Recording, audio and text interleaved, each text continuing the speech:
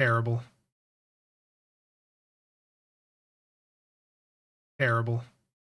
A bit of a delay right there. How's everyone doing today? Miha, August, Voyager, Ed, Tim, Zor. How's it going? Do the eye thing. I don't have NVIDIA broadcast on this computer. Remember, I'm using an AMD graphics card now, so I don't have access to NVIDIA broadcast. Nick, how's it going?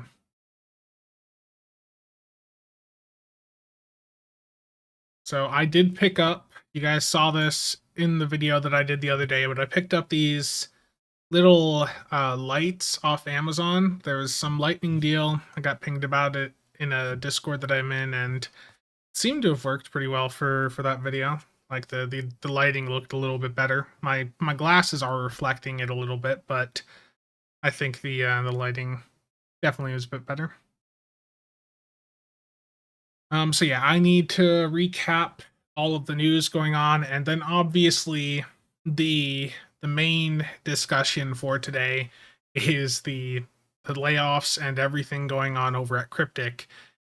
But I am going to go through the news first because that discussion about the future of Stow is going to take up a very long time. So I'm going to go through the other news first, just get that out of the way, and then we'll go over to that discussion.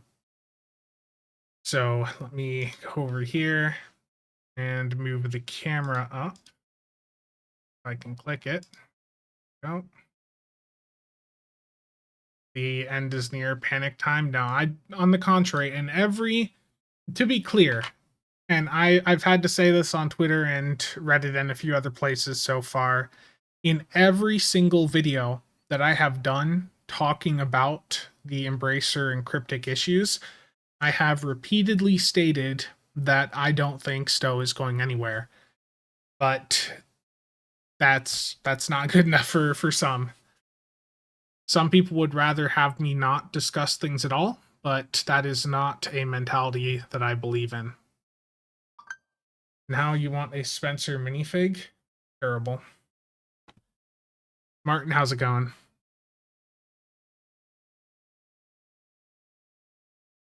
Exactly, and when I get to that part, I am going to be talking about that some more. Okay, let's go through the news here first. We've got some big news here. So for those of us on PC, there's a 35% legendary bundle sale running from now up through November 6th, and the 10th anniversary bundle has returned to the PCC store for that duration. Now, the timing of this is not amazing. There's a lot of comments that I've seen from people stating that they're not sure if they want to put money in, given the recent news. And if you are in a position where you want to hold off, then do note that the next time we likely see the 10th bundle returning to the C store is either going to be around the end of the year.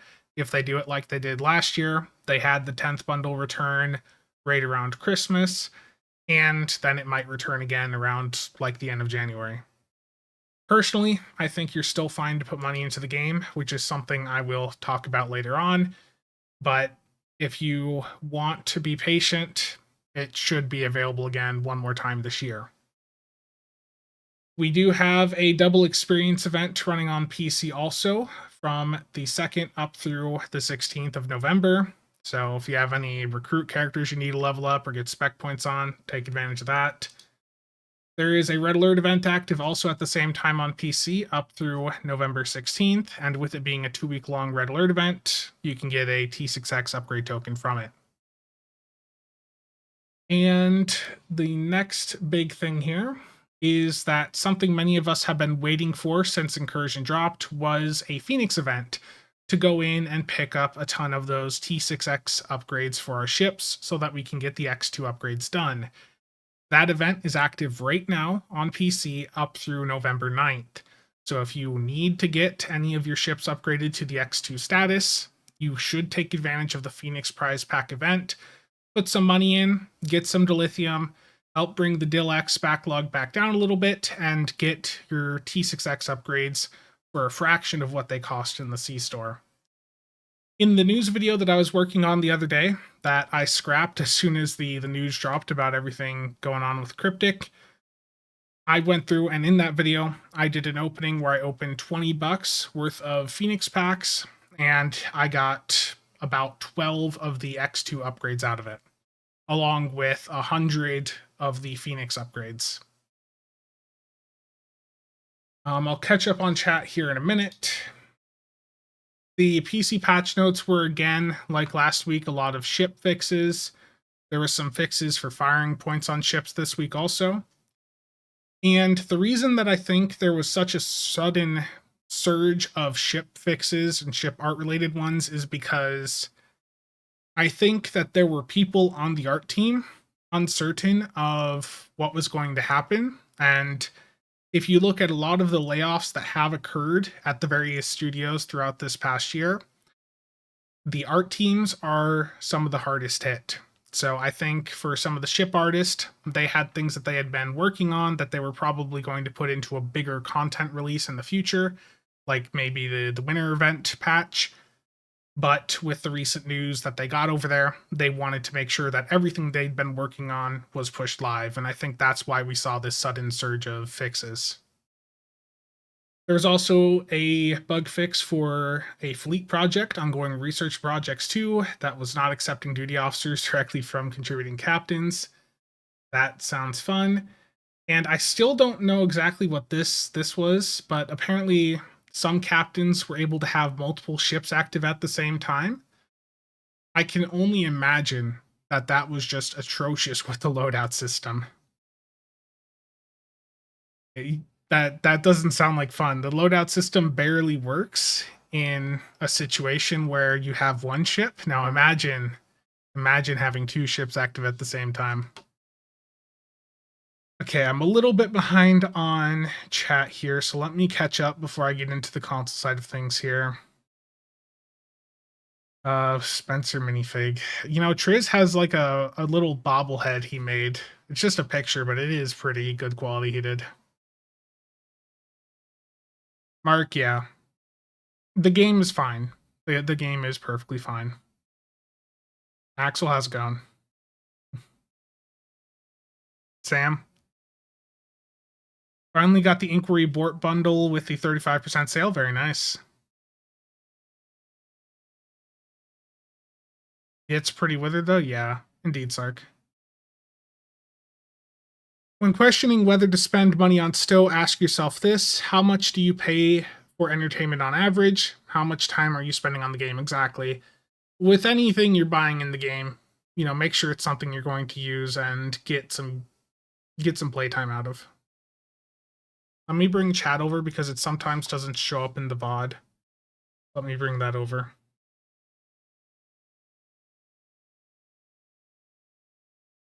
Okay. Borg Red Alert during the double XP event gives a lot of expertise if you're needed of that. Yep, Mark the Chief, thanks for the tip there. Yeah, so with the Red Alert event and the double XP active at the same time, definitely make sure to take advantage of the Borg Red Alerts, the Tholian ones. Those are both really good. Backlog down to 1.5 mil. Yeah, Martin, I think the game is going to continue being around, but I think that I know that there's a lot of things going on over there. I have heard that my comments that I put up on Twitter the other day were probably a bit too soon and may have been interpreted as me being insensitive. That was not my intent. When I said that it might not be a bad idea for them to put like a rough roadmap out there, or maybe work on just getting some teasers of upcoming stuff, just to let people know, to reassure people that the game is still going to be developed. I know that the game is still going to be developed, but the player base at large needs to hear that. And that was the inspiration for the comments that I made. I wasn't trying to be insensitive to anyone over there. It was more that I was reading the comments on my video on Reddit, on Discord, on Facebook, where people are saying they were thinking about putting money in, but they're not sure if they want to, you know, given the recent news. Cryptic needs to get some sort of statement out there, like a dev blog, that reassures people that Stow and Neverwinter champions, are going to continue. We know that they are. Kale has said so on Twitter, but that's not a public enough statement to reassure people. And I think that was the point that I was trying to get there, or get across there. Yes, Warpcore. Gambling in a news video? Yes. Make fog great again. I'm almost caught up here. Yeah, there's a lot of things that generally don't get included with the patch notes, which has always sort of sucked. Steel, how's it going? Intriguing? Bridger? I'll show them here in a few minutes, Warpcore. Let me get through the console news first, Nick, and then I will go through the layoff discussion. I just wanted to catch up on chat here. Yeah, like Dwayne, I'm pretty sure I think I know what the winnership is. Like it wouldn't hurt. Like just give people some sort of tease to let them know, hey, the game is still ticking. There's more incoming. Yeah, that's I mean, for some that is definitely an issue too, Bridger.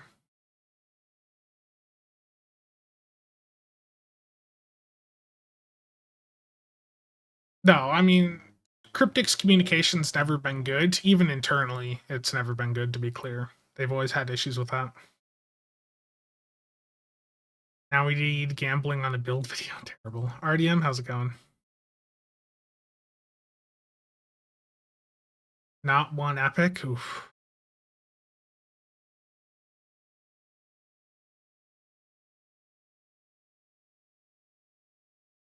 No, Voyager, I would not get the Lobie Walker.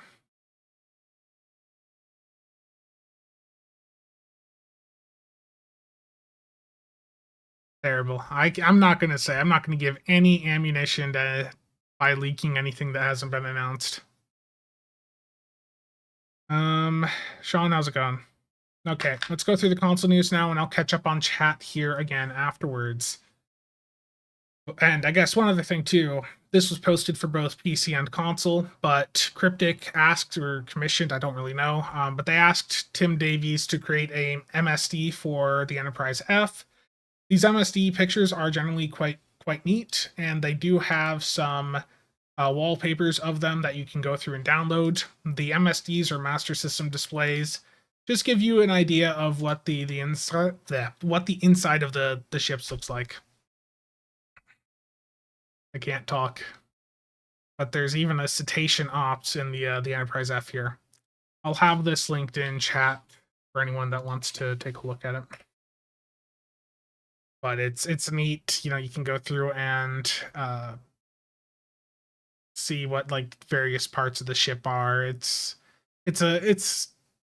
nothing like official, but it's pretty neat. Rubber ducky. I've been looking at non-credible defense way too much recently, so I was waiting for there to be like if you guys ever have looked at that subreddit, people always meme and put like a red Saddam Hussein somewhere on like a map picture. I was like, is there going to be one of them in here? That would have been funny, but there's not. Yeah, it's a neat picture. Fighter jet in the hangar bay. There. Non-credible defense. They post some fun things, some fun memes. Oh yeah, there's a fighter jet. Yeah, they meme about a lot of things. It's basically a meme subreddit. But like defense related. It is not safe for me to show on stream because there's some wild things posted there sometimes. MSD of the Legendary Avenger.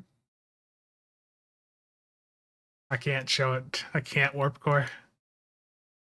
Okay, over on console, the Incursion season dropped, and alongside it, there is a couple sales. So from now up through November 6th, you can go in and pick up some master keys at a 15% discount. And again, Black Friday sales for keys should be better. So if you want to hold off there, that would probably be a good decision. There's also a 20% Lobby sale over on console from the 1st up through this from up through November 6th. 20% is pretty standard. If you had anything you wanted to pick up, then go through, pick it up. And then there's the Start Your Adventure sale, which is also running in the same time frame. That's going to match what you see at Black Friday sale-wise for services, uniforms, personnel, and starter packs.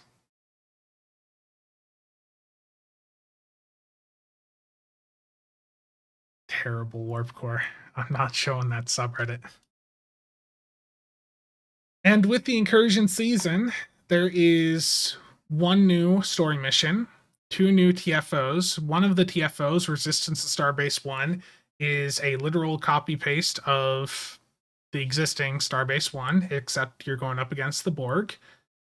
The Guillotine TFO is actually pretty interesting, but apparently some of the bugs that were live when it went live on PC are also live over there. So you might have some issues with it in a pug group. I believe if the Borg blow up too close to the stitching anchors, that's causing issues over there. I would say if you just want to keep it simple for your daily, Resistance to Starbase 1's just so easy to do.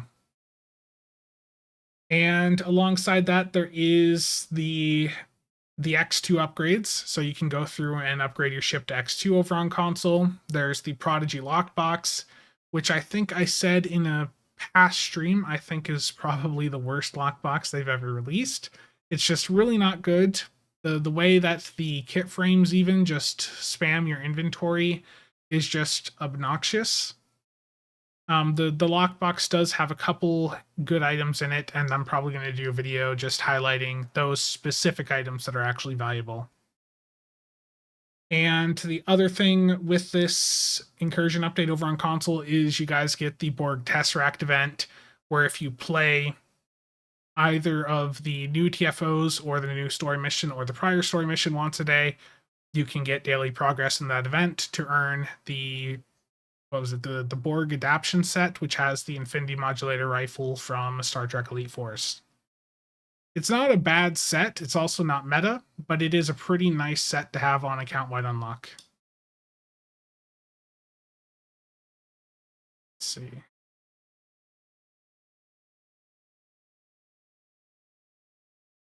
Terrible. Okay. And I think, I mean, there's probably something else I could mention there, but I think that's pretty much everything. Oh, with the story mission, there is a anti-Borg phaser pulse wave assault hidden in one of the Jeffrey tubes in the story mission, and I'll put a link to this guide in chat here for anyone that wants to make sure they pick it up. It's not really much of a spoiler. You know, just make sure you're picking that up. It's not the best ground weapon, but you know, free is free, and you typically don't get good loot playing like any content in Stow, so definitely make sure to take advantage and pick that up. I think that's pretty much everything for PC and console, like news wise. The Prodigy lockbox, Protostar, again, not the best lockbox ever. And let's bring chat back over.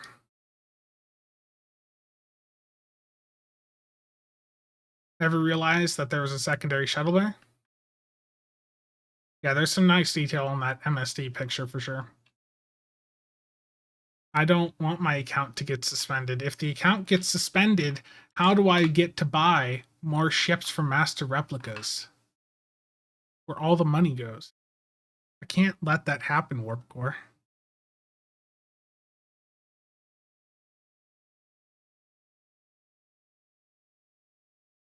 That's a joke also. I don't spend all my money at master replicas. Just a little bit.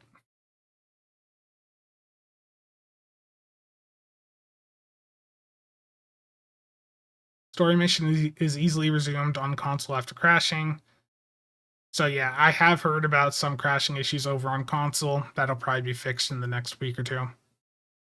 What do I think of the Bozeman trait Temporal Surge for cannon builds? It's a solid trait. Temporal Surge, you do sometimes have to unslot it and reslot it to make it not have a cooldown when you first enter a map, but it is a good trait in some situations.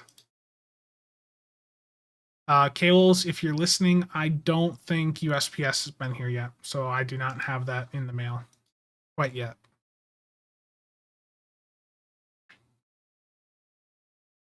Love gambling for Murph.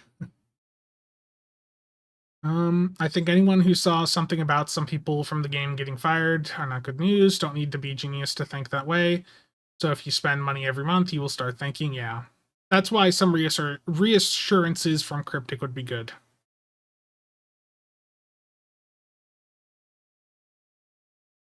Oh, I'm falling way behind on chat. Do I have a legendary bundle tier list video or something? No, but I'm thinking about doing some updated tier list as easier content to fit into my schedule. So to clarify with my schedule, the big thing is just that on I think the 16th, my mom has a surgery coming up and she's not going to be able to walk for like a week or two. So it's just I'm going to need to be around a bit more to help her out and just not going to have as much time to spend like working on a 10-hour video type thing. I'm still going to work on content. It's just I'm going to have to be helping family out for at least a week or two there at the later half of the month. If you repeat the mission, you can get more anti-Borg weapons. Yeah, indeed, Dwayne. I would rather run Boldly They Rode 50 times than escort Kim again. This is why he should never be promoted. Damn. Waldo, how's it going? Isomag tour when? I don't know. Well, the game. Jeez, August.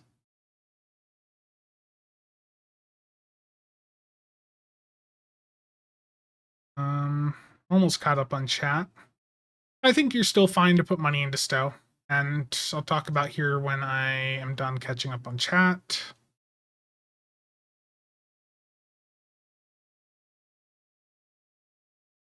Yeah, in PvP, you wouldn't use the plasma stuff. No, terrible, Grim.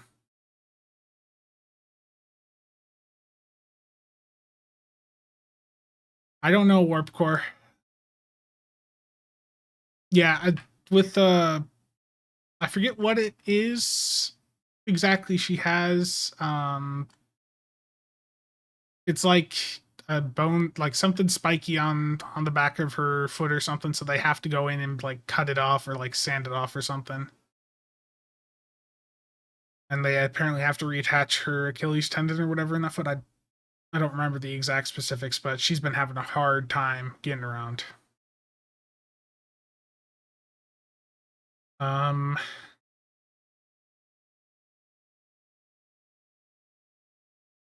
We'll get to that in just a moment, Sor. Plus, yeah, terrible count. Okay, let's talk about the layoffs now.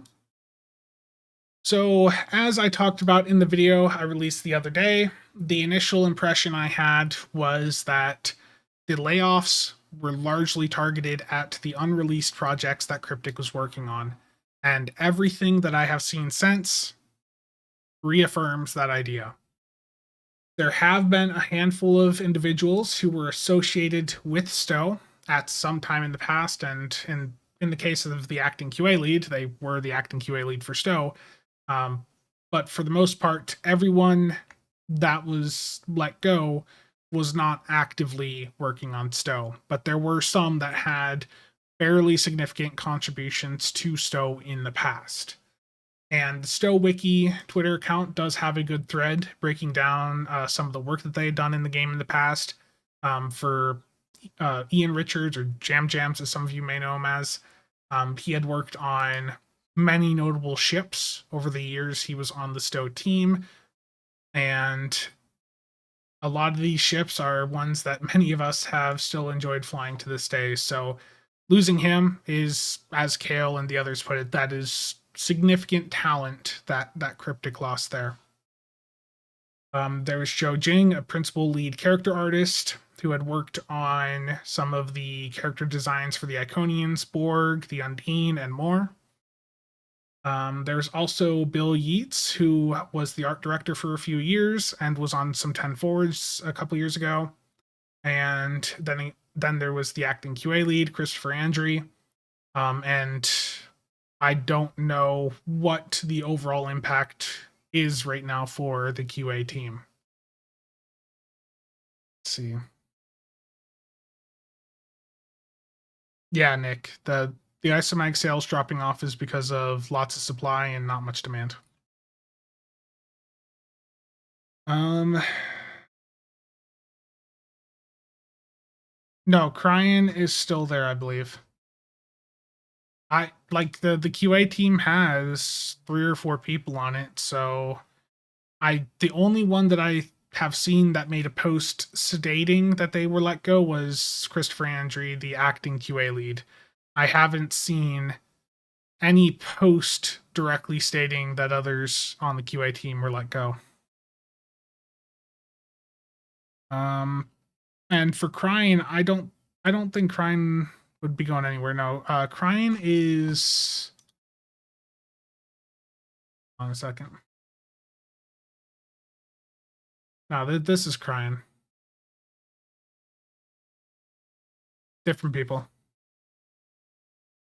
No, Cryan has been posting on the Reddit Discord a bit recently that he's also been helping with like some system design stuff. It sounds like there was a comment made by Cryan just I want to say like a week or 2 ago, stating that they might look into like activation times for team abilities. Nothing guaranteed, but maybe looking into getting rid of those activation times or lowering them so that people actually use team abilities.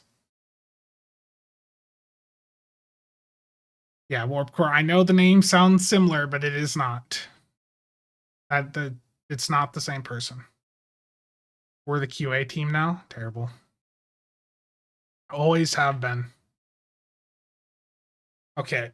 Now, outside of the layoffs, the other change that was announced is that Cryptic is no longer part of Gearbox.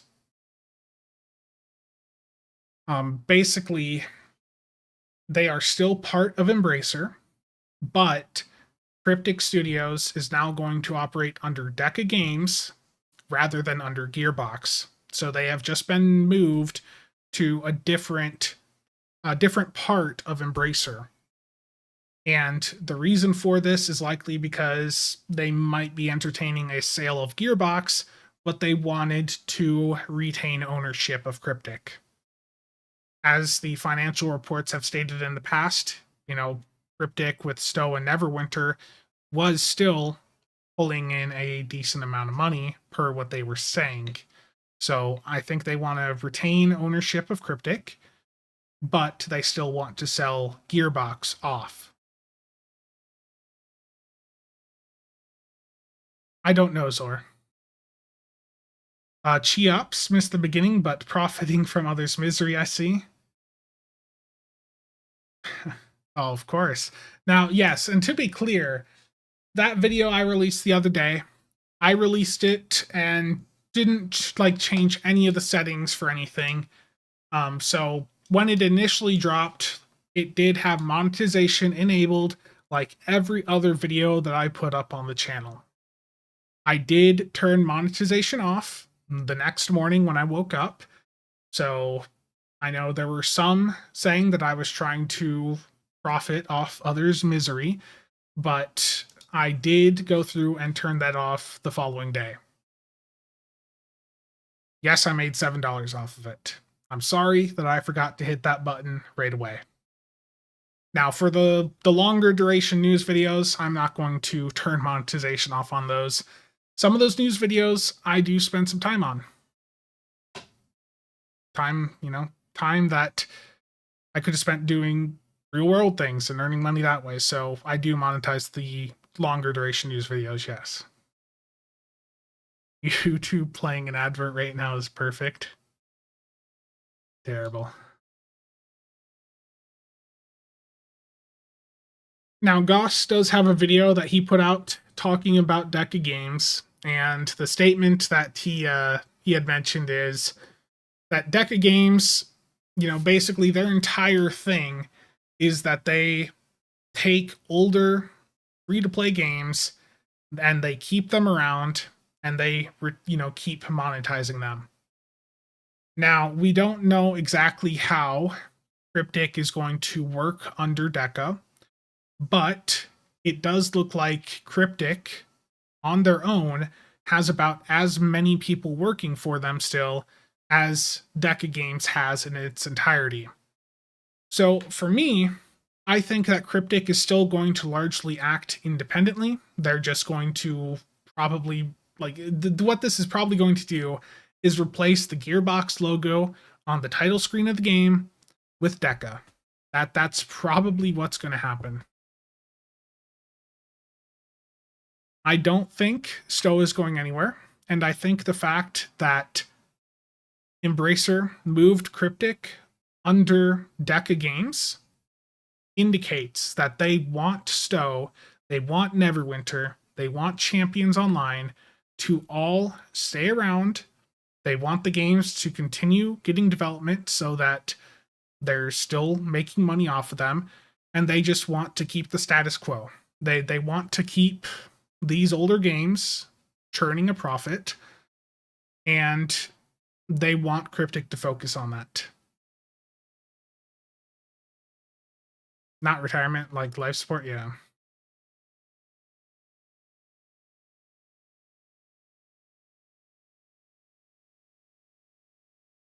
No, Voyager, I don't. Deca is likely just an oversight. Yeah, I think really the big thing is that they wanted Cryptic out from under Gearbox so that they could just sell Gearbox off. Deca is mostly free-to-play mobile games. And I think, I mean, it is going to take time to see if there is actually any impact, from this. But the impression that I have is that with this change, Embracer wants Cryptic to focus on their existing IP, their existing titles, and just keep turning a profit that way. I think that they have basically just completely neutered the other projects that the unreleased projects that Cryptic was working on. I think that they have just largely killed those projects off or put them on a much slower development cycle. Like, it does sound like there's some people that were working on them that are still at Cryptic, like Vorticus, but it does seem like the large majority of the teams working on those projects is not there anymore.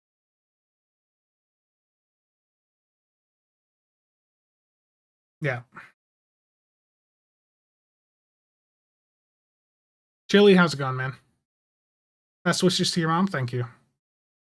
Yeah, that's what I've tried to say too in every single video that I've done talking about the Embracer issues and the potential layoffs for Cryptic, which have now come to reality here. In every one of those videos, every time I've talked about this, my statement has been, I don't think Stow is going anywhere anytime soon. I think if you want to put money into the game, that you're still fine to do so. But at the same time, I do think that there needs to be something out there that is just put out in front of the entire player base to reassure the general population of the game that everything is still going to continue. We know it is. Stow is still getting developed. If they were going to put Stow into maintenance mode, you would have seen Tumor Boy talking about getting fired. Instead, you have almost every major person from the Stow team talking about how they were not affected directly by these changes, but many of the very talented people they know at Cryptic were hit. Tumor Boy is Nick. He's worked on many of the um, environmental arts. He's like the main environmental art person over there. Yeah, it's a tough time for the gaming industry in general, but the point is, Stow's not going anywhere. We just need them to say that. Kale did respond to my Twitter thread stating that it's a difficult time for the Cryptic team right now. He wants us to know that their free-to-play games are not affected by these recent changes, and that they're always thankful for how we rally around them, and that they are still here for us. So, Kale has responded on Twitter to my post there, stating that nothing has changed for their free-to-play games, Stow and Neverwinter Champions. He just needs to say that publicly. Just needs to say that where everyone, as soon as you start the game, just a blog reassuring people. I know things are tough. There's a lot of uncertainty for them still over there. Destiny too, Bungie, they've had similar issues in just this past week, and they put out a really nice blog that went through and did calm some people down. They went over some of the troubles that game has had. They talked about how they're going to be taking some time to make sure the next expansion for that game is a little bit smoother. The message is copy paste. Yes, it was.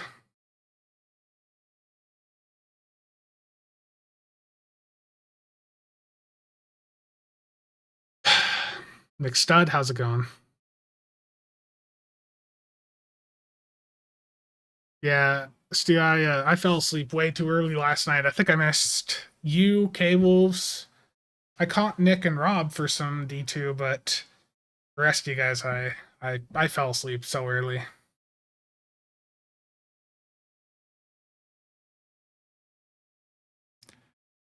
Why are you spreading more rumors? Terrible. Terrible, Rob.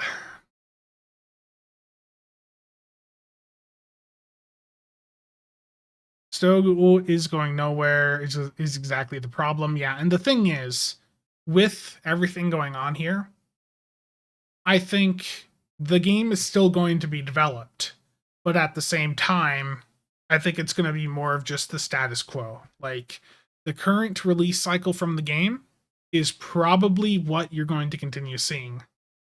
So, if you don't like the current release cycle, then I don't think you're going to be happy long term. Pershing, how's it going? Indeed, Nick. Yep. Gosh, your video was great. I can only imagine there's some parts of the player base just fuming at you saying what you said in that video. There's a part of the player base that just wants no negative discussion about the game to happen, and I just don't that mentality I just don't get. In other games that I play, I want to understand, what's going on. I want to know that the game is still going to be around before I drop money in for a bundle. And you look at Stow. This is a game that releases $600 microtransaction bundles a couple times a year. I think people have the right to just understand that things are happening before spending that type of money. And I think, as I've stated, I think you're still fine to put money into the game. I don't think the game is going anywhere, but you need an official statement to reassure the general population.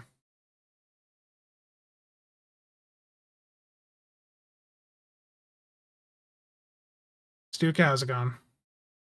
Terrible, Stu.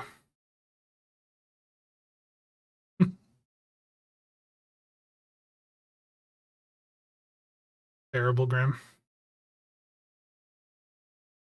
I do expect that we're going to see some higher ups over at Cryptic probably leave. We've already got Al Rivera, or Captain Gecko, as many of you may remember him as. You've got Captain Gecko there talking about, looking for offers somewhere else. And what this points to me, or what it makes me think, is that the future of Cryptic Studios is not with their unreleased projects. The future of Cryptic Studios is that they are going to continue supporting and working on their existing projects. So for people like Al, who I get the impression probably want to work on new things, I don't think that is really an option for them at Cryptic now. So I think you're going to see some of the higher ups that have been involved with Stow in the past, maybe not actively on Stow. You probably are going to hear about them leaving over the next couple of months. And I also would not be surprised if there were some other departures from some of the team that just was like burnt out on things, or just not happy with what they have to deal with. Okay, let me go back here and get my chat back up.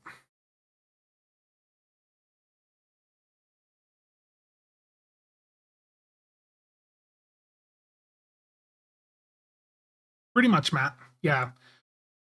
Pretty much just going to be the continued trend of like the 2 to 3 new missions per year. The seasonal release cycle is probably going to be the same. Nursing home comment was hilarious. Species, how's it going?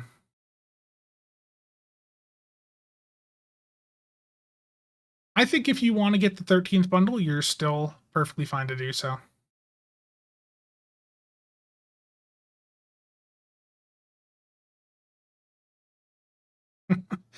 $400 microtransaction. Yeah, I know.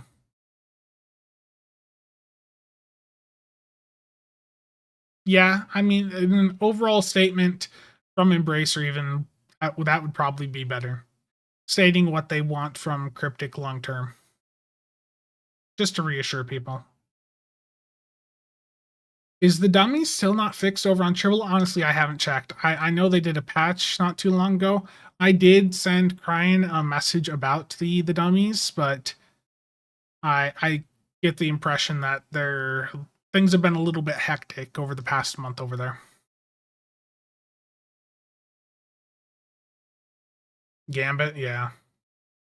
I like Gambit. I think Gambit is fun in D2, but Nick's not a fan. Damn Australian. Yeah, Cryptic's engagement with the player base has never been amazing.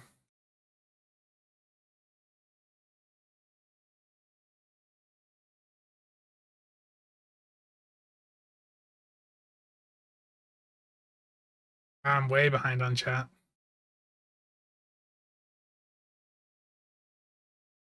Yeah.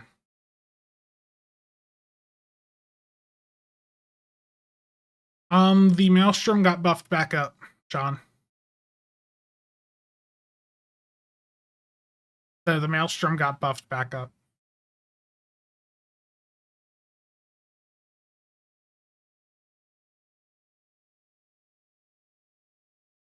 So many Nicks thought we had enough stews. How's it going, Neojet? Rob, how's it going?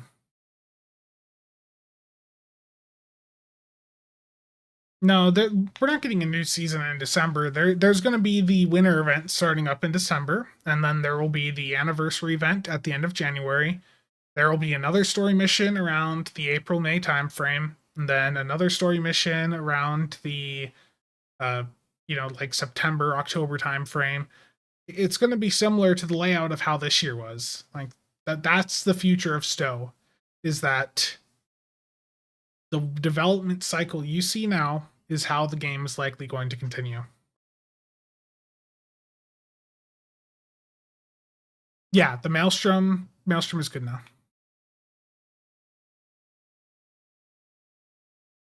What do I think will be in the 14th bundle? I sure hope that there's like a Terran Sovereign in there that's actually a good Sovereign. I know many of us here, we just want a good Sovereign class in the game. All of them so far have just been these 4/4 cruisers, which 4/4 cruisers just they are fine for getting through the content, but they're not necessarily the funnest to fly.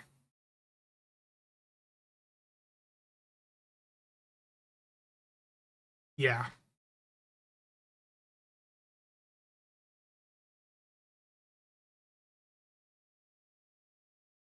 Yeah, indeed. The under Deca Games,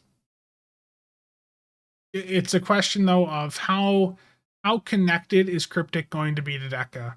Like, is Deca going to have a say in things, or is Cryptic largely just going to operate independently under Deca? I think those are some of the things that we really need an official statement on.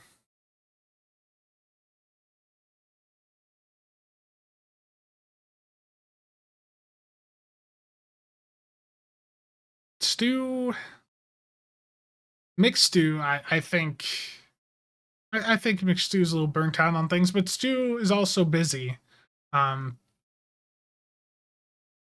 like Stu's been busy. I mean, I imagine he'll make more videos in the future. Just right now, he's been busy IRL. The last event for the year-long event campaign. Yeah, that's 2 weeks from now.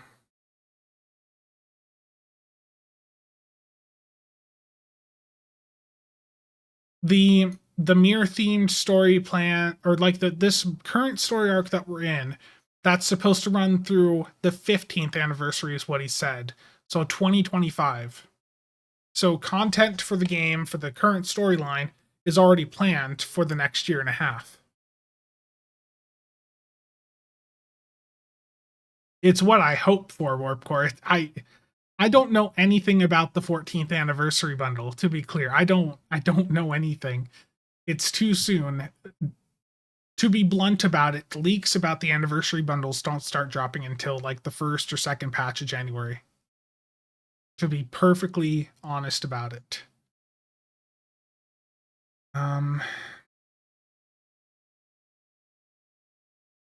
Indeed, Dwayne.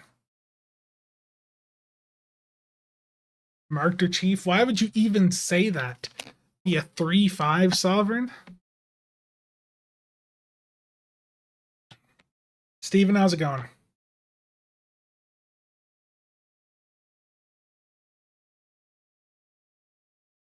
Let's see.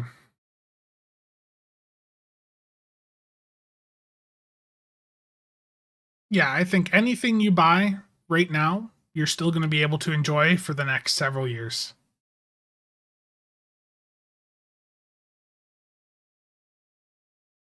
Yeah, indeed, Goss. Huge difference.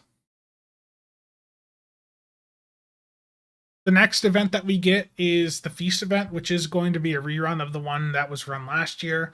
That is the Swarm TFO in space or Bug Hunt on ground. And then I almost said the reward. Can't I? It'll be an interesting reward. Um,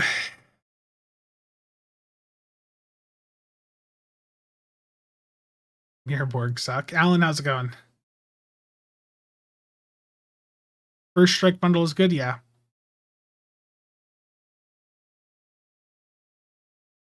45 Galaxy may have a chance against a BOP this time. Wasn't the Galaxy class in Generations or whatever, wasn't that shot at from the front? They just went right through the shields. Omni directional torp launcher. I think there's some experimental weapons that act like that.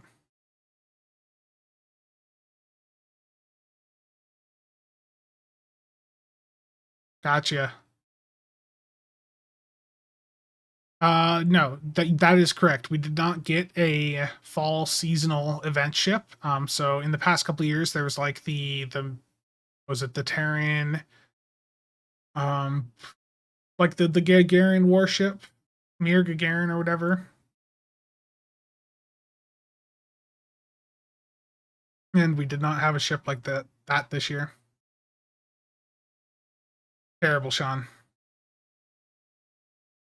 I need to go get this package from the door. I will be back in just a moment, so go ahead and ask anything you want to ask, and I'll get back to you here momentarily.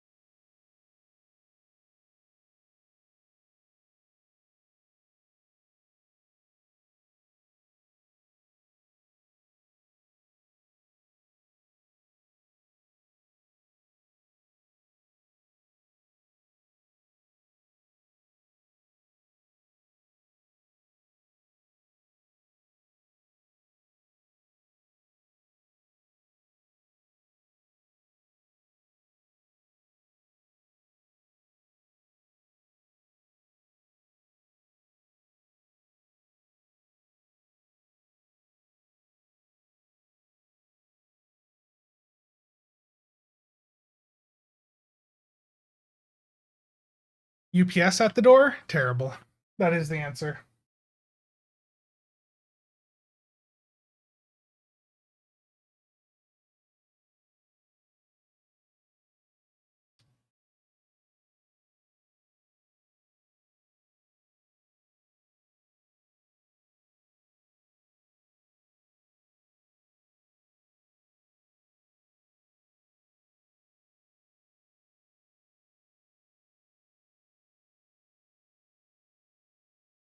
Broken Soul, if you're here, I use this damn thing all the time. I've seen some answers and they are correct.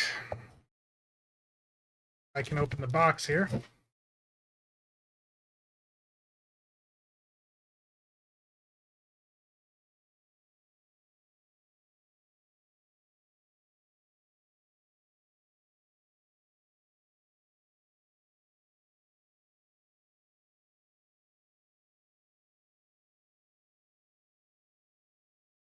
Hopefully this isn't going through the microphone too bad.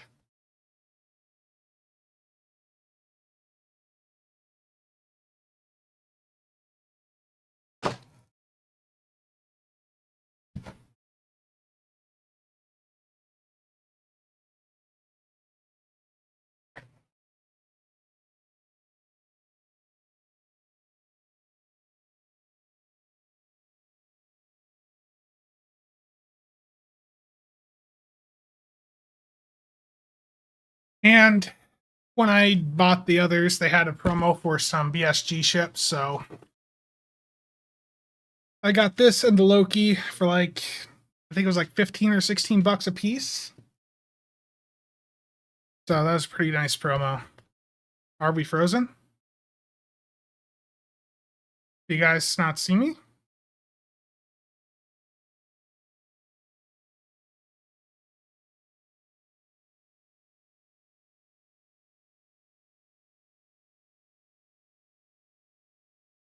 Okay. Yeah, so the EXL, when it came into, like, or when it dropped on September 15th, and then the F, the Stow refit one. Is that the Rocinante? Yes, it is. I've ordered a few ships. I have another package coming in with the Battlestar Galactica Modern. I do have an XL Enterprise D coming in, and also an XL Excelsior. I took advantage of the promo they had last month where it was buy two, get one free for the XLs. So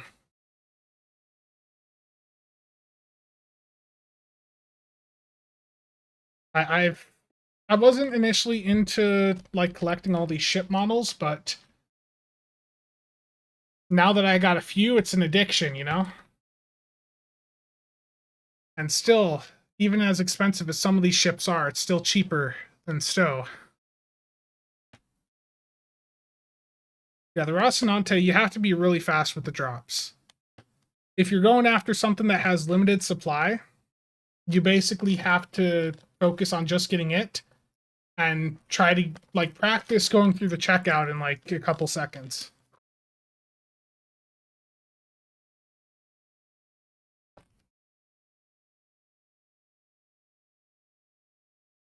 Excelsior, yes.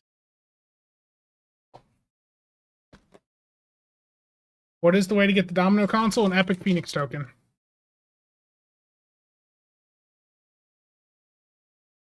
It's heavy. Pretty decent sized model. Very front heavy though. You guys probably seen this before though, but yeah. Yeah, it feels good. The saucer's definitely made of metal. The nacelles are plastic. Yeah, 46 of the T6 upgrades. How much does the 10th cost? Like hundreds, was it 100 and like 70, 180 bucks worth of Zen? This is the XL. The XL version.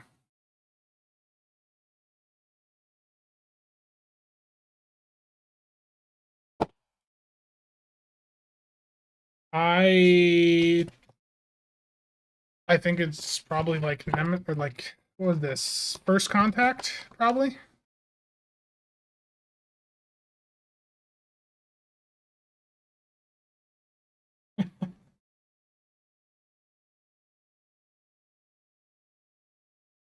Terrible GUps.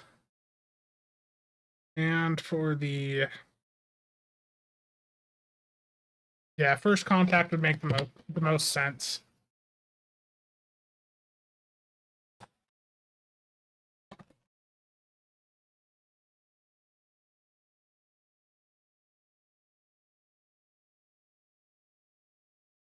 And then here is the Stow Odyssey.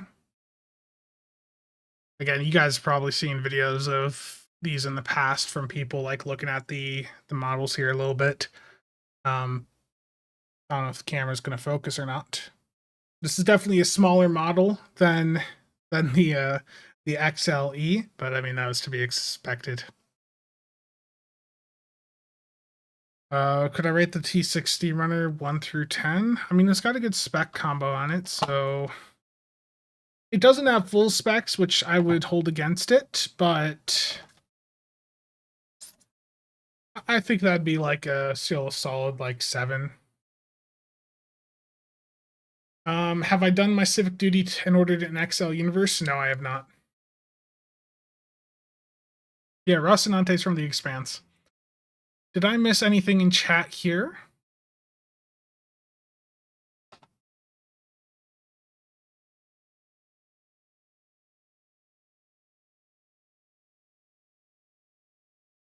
These are all the ships he's going to resell on eBay for twice the price. Terrible.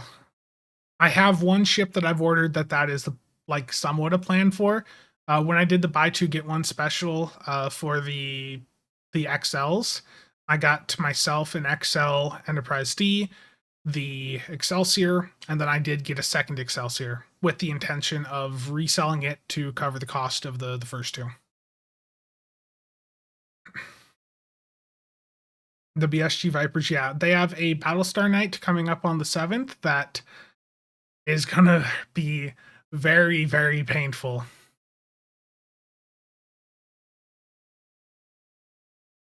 Because I'm picking up the Blood and Chrome Galactica, I'm picking up a modern base star, and I do want to get like a Viper or two. Missed your question? Yeah, give me a second. Let me get this back in the box. Okay. Was it up? Stuka? T7 when Cryptic? They're not doing T7. That'd be too much of a hit to the game. Christmas by proxy.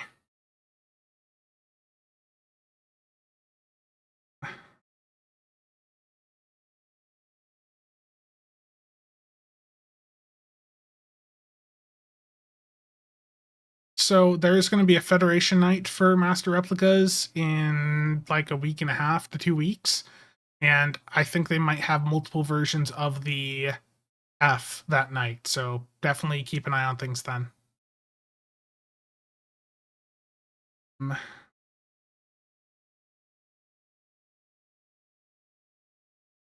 Okay.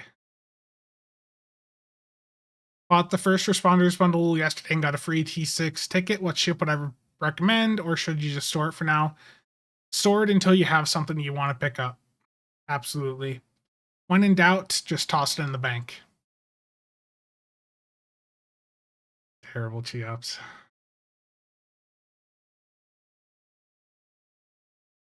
Nah, I thought about getting the XLJ, but just was not that interested, to be honest.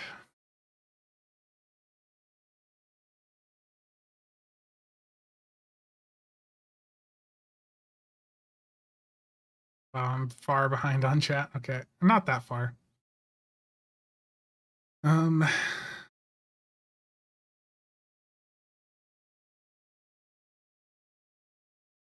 Any news on when the Stargate ship may return? I don't know. The Hatak popped up yesterday and sold out in literal like just a couple seconds. They have the rights to make more Stargate ships now though, so like there's no need to FOMO over the Stargate ships. They're going to make more. Stu, thanks for stopping by, man. I'll see you around. Yeah, some of the 3D printed ships people do are still a lot more detailed. What console did Spence mention? I don't remember.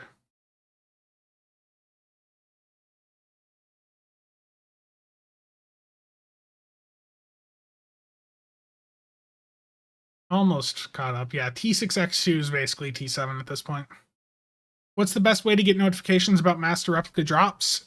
Follow, like, sign up for their newsletter. They send out like what the upcoming drops are going to be, and there's also you can go right to their website and look at the news tab, and you're going to be able to see what the upcoming drops are. Like they had the Rocinante yesterday.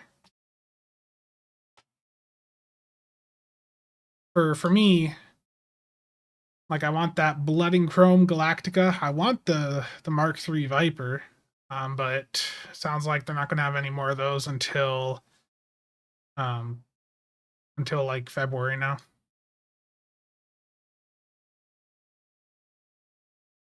I know you probably talked about it before I joined, but do we think this is full maintenance mode for Stow? No. I think so, Steven, basically the way that I look at it, the fact that they have retained so much of the Stow team, the fact that the Stow team largely did not get hit, indicates to me that the focus for Cryptic moving forward under Embracer is that Cryptic isn't making new games. Rather, Cryptic is going to be focused on continuing to develop and maintain the existing products that they have to keep player retention up and to continue making money from these existing projects. Is Master Replica producing these old Star Trek ships? It's reselling old Eaglemoss stock, but there is new Star Trek ships being made by Fanhome. I think there's announcements for that coming out in the next couple of months. Thoughts on the Excelsior 2, worth it or not? I think it's still a good ship.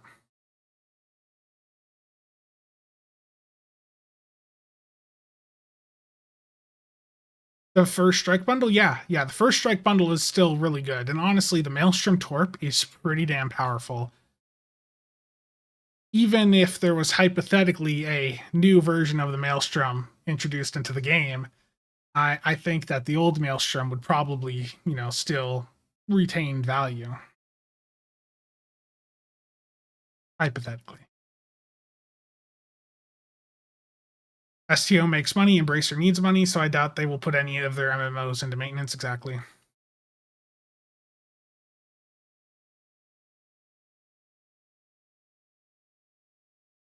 The thing with Kale is they're not going to get rid of him. He's basically doing the work of 4 people. He is the community manager for 3 of their games, and he is also the writer for Champions Online, or one of the writers. They're not getting rid of him. They're going to continue getting what they can out of him.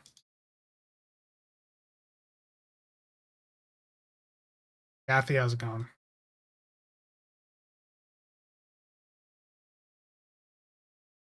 Zor, I have no idea. I'm just randomly saying things. I don't know.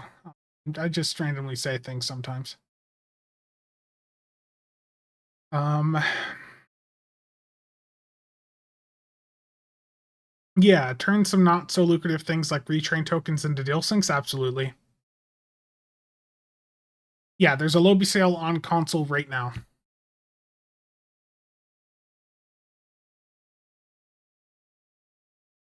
I don't know. I am just I said a random thing. They have stated that more Maelstrom torpedoes are going to be introduced into the game. The question is, how are they going to be introduced? That's what I want to see. Hopefully for free. Or at least free for a limited duration. Spencer, what is the best way to get the Gorn ship? I'm in all the trade channels and posted in game. Everyone says it's a great offer, but not. Yeah, if you're on console, the trade stuff has got to be a bit more difficult than PC. You have to keep in mind, like, as much as PC players complain about there not being many people to play with, keep in mind for console players that it's basically twice as worse for them, because there's like half as many people playing the game on each of the individual consoles as there is on PC.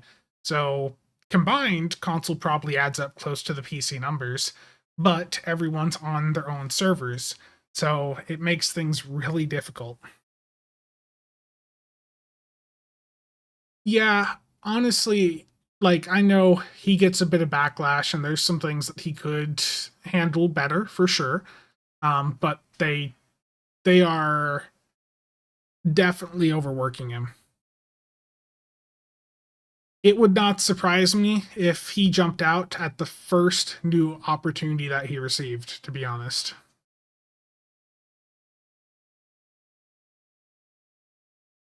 Cryptic should have made the consoles crossplay, yeah. Yeah, if everyone was on the same, honestly, that if there was one more big project for Cryptic to do, like with Stow, getting cross faction going would be huge. Or not cross faction, cross platform. Making it so that consoles are able to play with PC players and vice versa, that would be huge for boosting player base activity.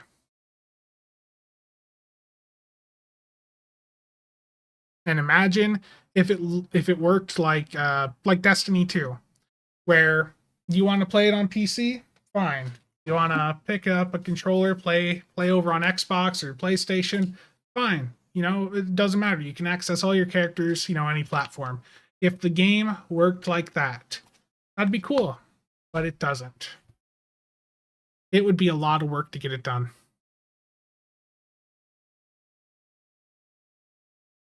It would be very unfair for like the PvP environment. Like a console PvP player would have literally no chance against a PC PvP player on the same map.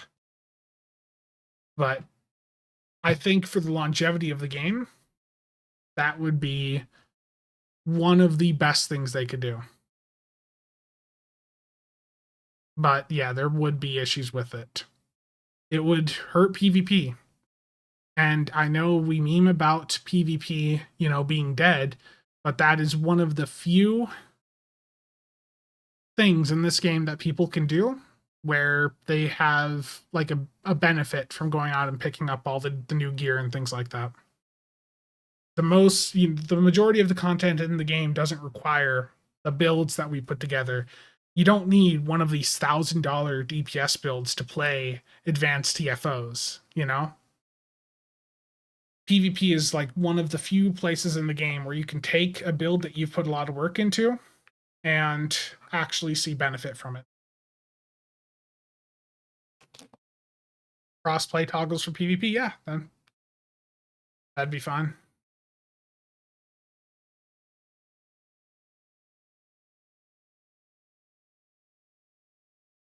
Yeah, Spectre, that too. That is an issue. I don't know. I mean, for me, would I be willing to accept? The question I asked there is, would I be willing to accept patches moving to a monthly basis if it meant that, like, the player base would be twice the size?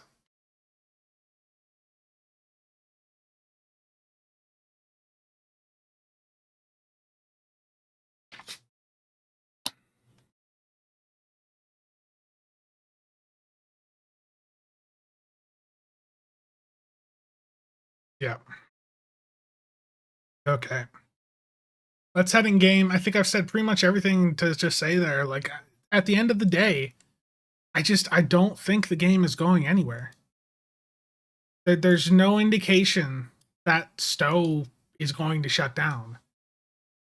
I know people are unhappy about me even talking about the issue, but I think that things should be discussed. I don't think we should be, I don't think people should be left in the dark about big changes that are happening to the company making the game.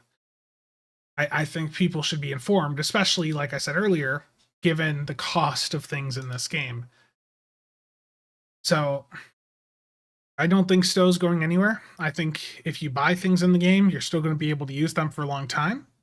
But I do think, Cryptic and Embracer need to get some sort of statement out.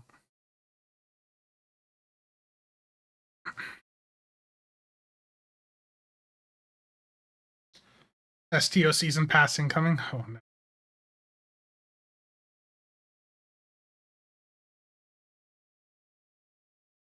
Crossplay would fix elite content wait times? Absolutely. Yeah, that would help quite a bit. How many Cryptic people have been laid off in total so far? We don't have an exact number.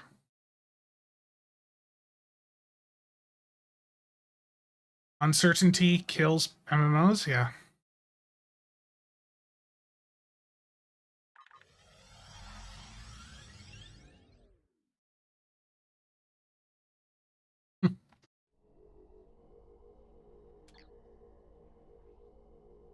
Defeat Voth ground. Defeat Voth ships and defeat Gorn on Nimbus. Okay. The game wants me to do a lot of ground content. And I, was just talking earlier about the Incursion stuff dropping on the console. So let me show you guys the iMod in action. It's not the best ground weapon, but it's something fun to mess around with. And in Elite Force, the Borg did not adapt to it, but in Stow they do. Yeah. I haven't done my endeavors at all yet, as you can see.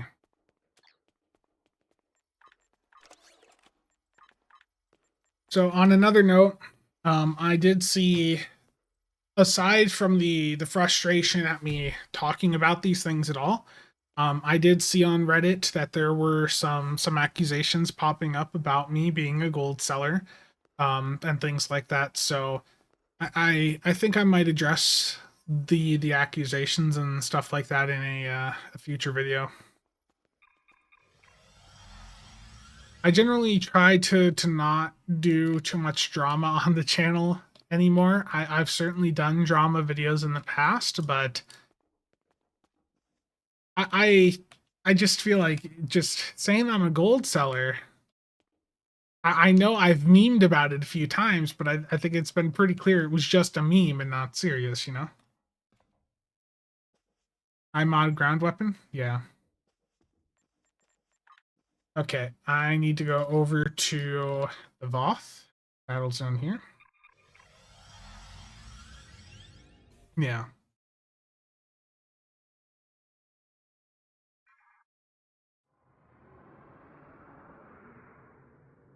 Well, it's Reddit. Yeah, that's true also.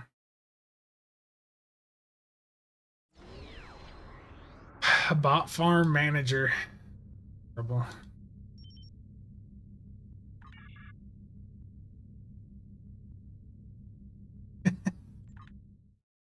Oh no, Spence, you can't talk about reality. Give me a break. Yeah. Legendary O birth. I don't think I can say it. I know what the 14th bundle is about.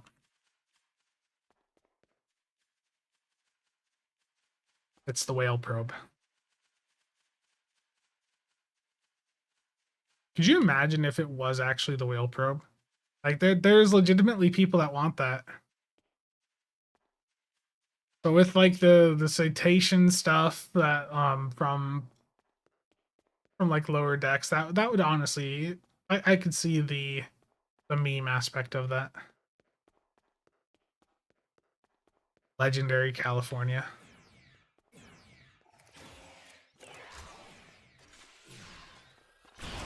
Oh, I'm using the wrong ground weapon. I gotta use the iMod.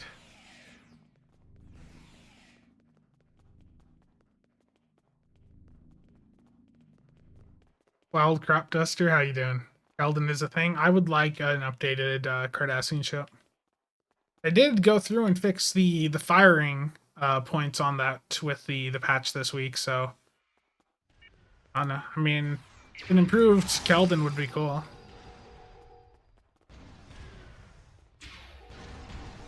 They have not done the Excelsior for lower decks. The iMod's fine. It's like as a budget weapon, I think it's perfectly fine.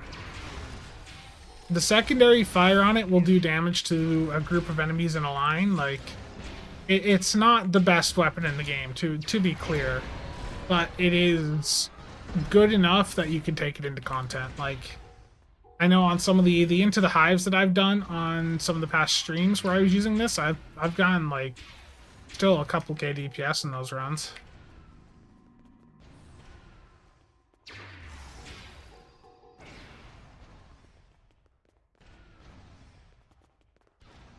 How goes it? It's going fine.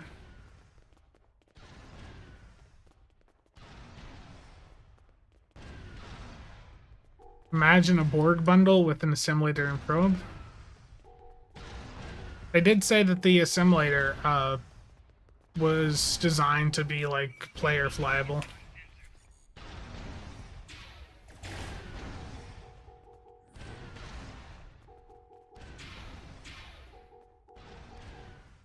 Just finish your cappuccino.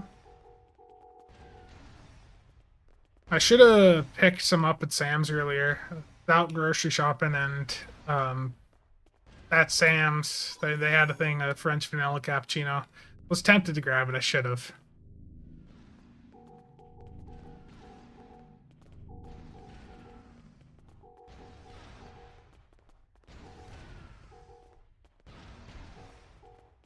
Just waiting for the Voth to respawn. Oh no.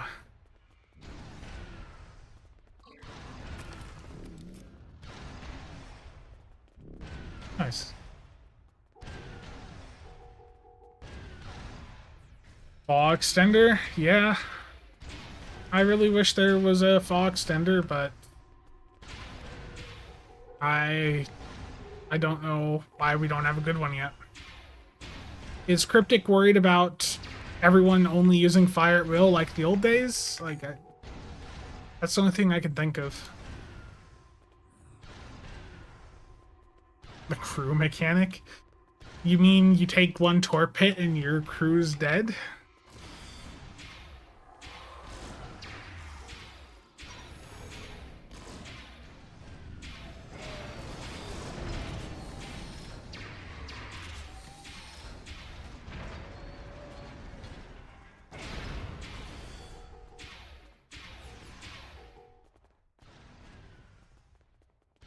The Voth don't want to be part of your bot farm. Yeah, Fall is fun. Fall is fun, absolutely.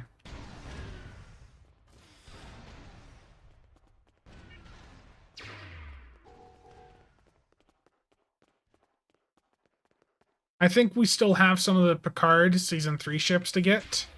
And I would not be surprised if like the lockbox or promo ship we see announced this month ends up being something from Picard. Short, how's it going?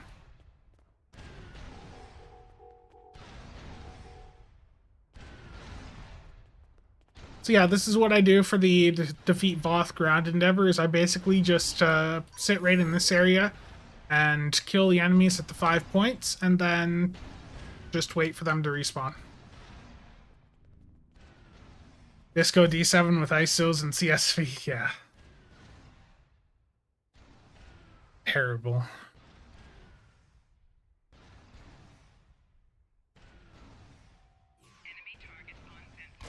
If you want to do something as an engineer, you're fine to do so.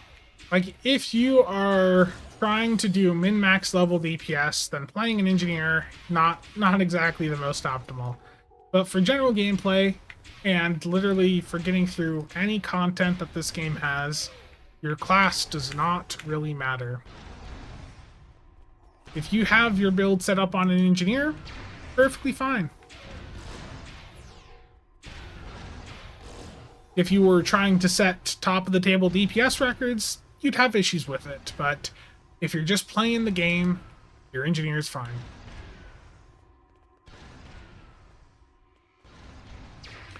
Yeah, the all-watcher bridge officer crew is perfectly fine. Mark to Chief. Terrible. Yes, that is a very common sentiment, that you have to play an engineer in order to tank, and that is actually not true with how the game, like how the mechanics are.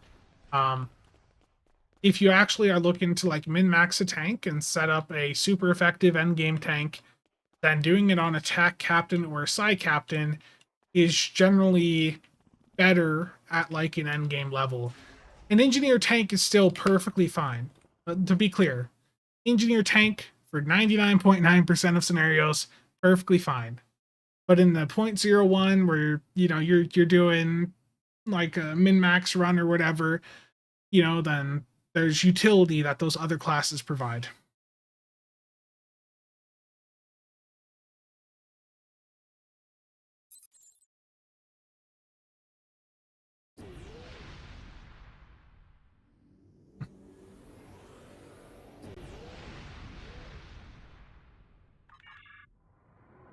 Defeat Voth ships. This is like the worst endeavor to do, though, the Voth one here, because most of the time in this battle zone, they just aren't, like, there's never actually any ships around. Sometimes you get a boss that hangs around the northeast part of the map, but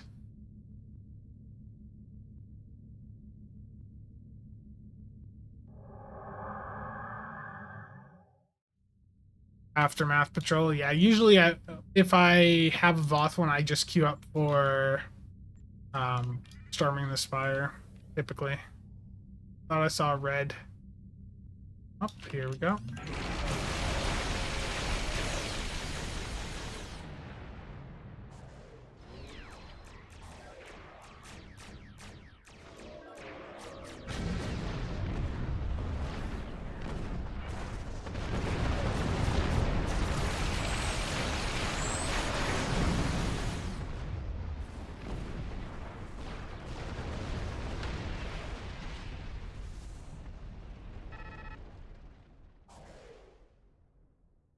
And when there are ships, there are 10 other people going for it, yeah. What really sucks is the Voth ones where it does require you to actually go to the battle zone. So Aftermath Patrol. Honestly, I don't think I've done the Aftermath Patrol here. That's going to sound bad, but all I know is Argala and Infected. You guys know this. Are there any traits to boost plasma? Complex plasma fires off the Gorn Hunter.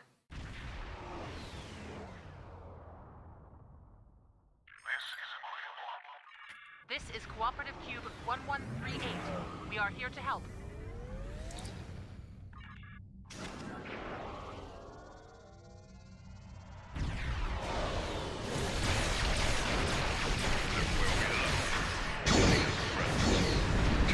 Yes, that was faster. Thank you for the recommendation. I'm in the Delkina.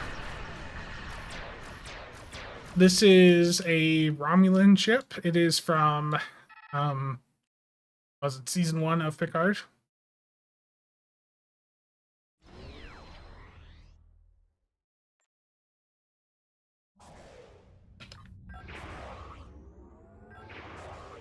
Do I ever feel like doing a barrel roll while flying that ship? Terrible. No, I always sit still in combat. Hopefully that did not go through.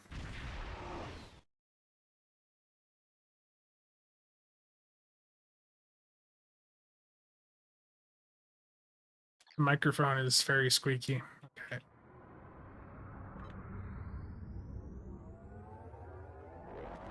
Yep, it's a lockbox ship. It is available through a MUDs bundle. What MUDs bundle is it?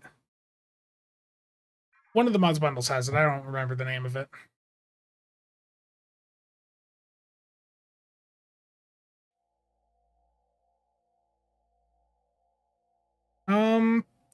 I think that the VOD War Miracle Worker Jug, if you're still like min-maxing like ISA, that's still probably a little bit better, but I think that the Inquiry or the Legendary Avenger, which is basically the same ship, I think either of those get you like, they get you like 95% of the way there. Like for most people, that's perfectly fine. And with how the ship moves, the Inquiry versus the Vodwar Jug, I think most people are going to have an easier time with the Legendary Avenger than they would the Vodwar Jug.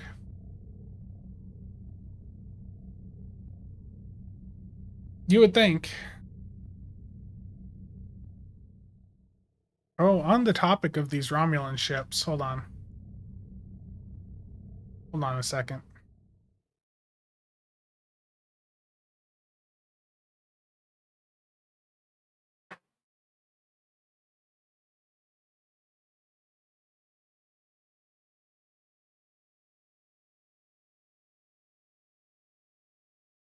I picked something up off eBay last week. It was $15, including shipping.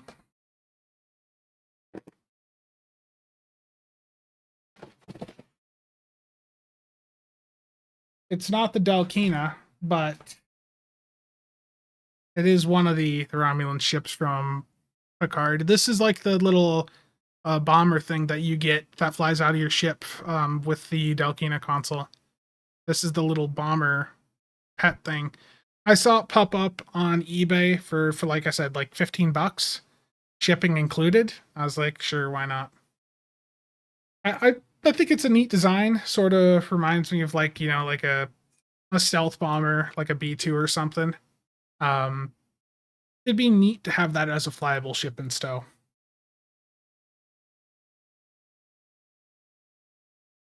And like I said, like some of these Eagle Moss ships, like they are expensive in a lot of cases, but there are some that are quite cheap if you look at like eBay.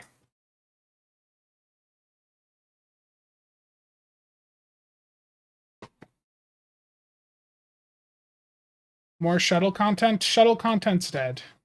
There's not going to be more shuttle content in Stow, in my opinion. Um,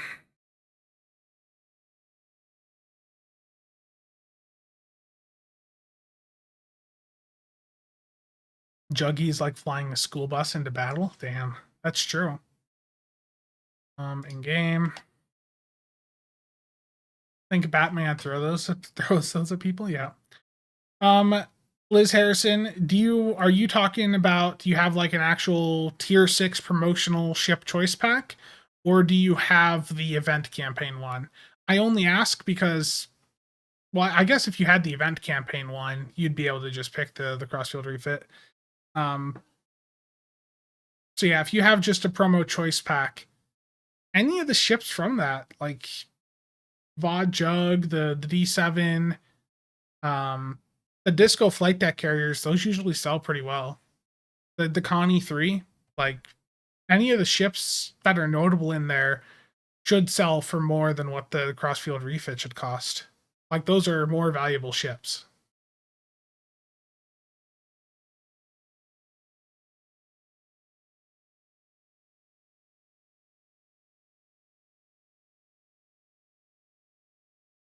Um yeah, Zor, I do want to get like the Delkina, and there's another Romulan ship they have that I would like to pick up, but just waiting for a good deal from Master Replicas on those. I missed the buy two get two free one they were doing a while back. Nicholas, how's it going, man? You gonna be around for D2? Or no, you're away for a week, aren't you? Damn. I was gonna say you ready for some D2, but then I remembered you're gone. You driving that bus for a week. Was the Delkina not printable? I think the Delkina was printable. But you can pick up the Delkina, like the Delkina literally has like a Eagle Moss model of it.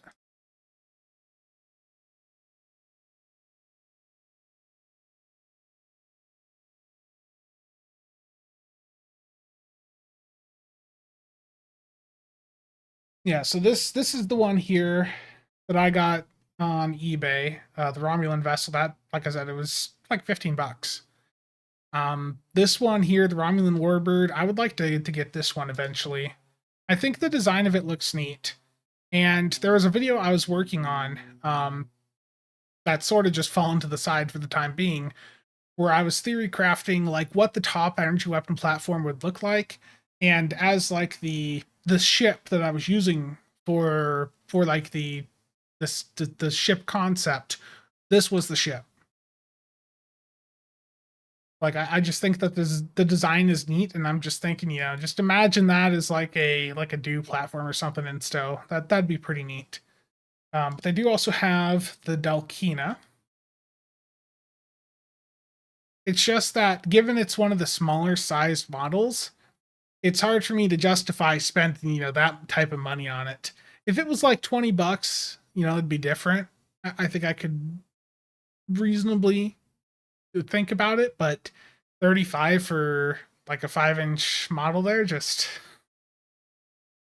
was not that appealing to me.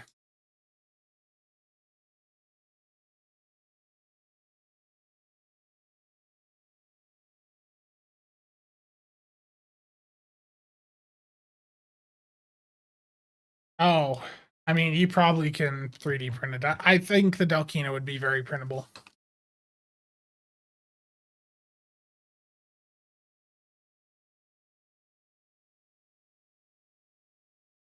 Okay. Is there an Avenger model? Yeah, they actually have the Stow Avenger. There was actually like a Star Trek Online Avenger from Eagle Moss. So if I just go here and look up Star Trek Online. Yeah, I mean, even right now they have the Pathfinder in stock. It's in stock right now. The Avenger. Now it's a smaller, like 5-inch model, and it's 32 bucks. Plus, Master Replicas does have a shipping fee of like 15 bucks, regardless of the order size. So if you ever are ordering things from Master Replicas, try to make it a bulk order just to save yourself money. But I will put this in chat here if you want to take a look at it. Um,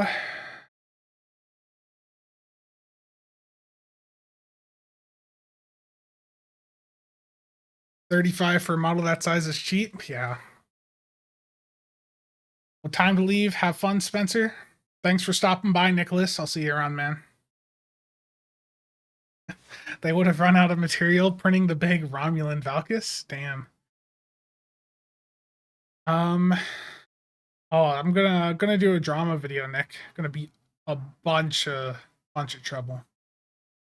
The legendary. Oh, they do have the inquiry. Do I take in-game friend requests? Yeah, but like I usually just get my dailies done in the game, and then I usually Alt F4 and get my dailies done in the other games that I play.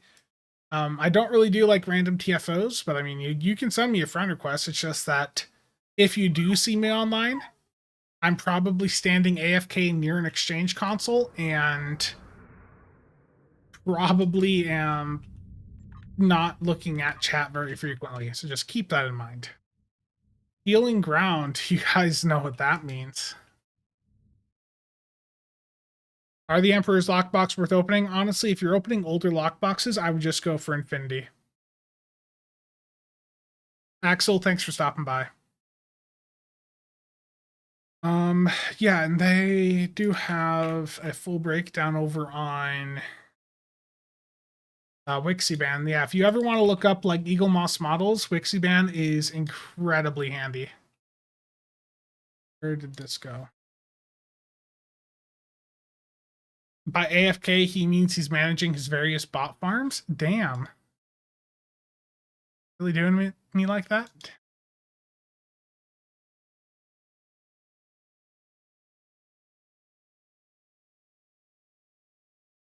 Yeah, and quite often I'll just be hidden. Especially if I'm standing AFK near the exchange or something. Terrible. But yeah, they had a variety of Stow ships, the Gagarin, the Chimera, Andromeda. I mean, they had a few different ones that they worked on. So I got the Stow Enterprise F, the Yorktown class refit. That's what I got in the mail today. But like I said, it's a smaller model. Like all of these models are, you know, quite a bit smaller than some of the other Eagle Moss ships.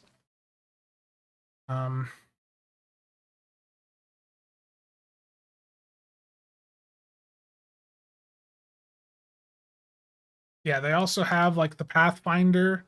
Like there's some notable ones here.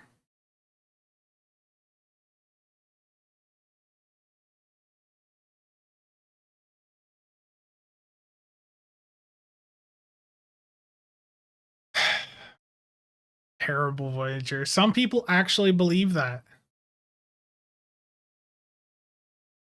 Some people legitimately believe that I've got like a bot farm operation going. Hold on, I've got a couple other ships here.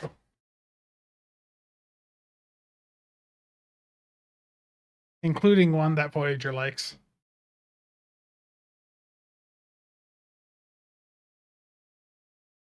So yeah, I think I've mentioned a few times.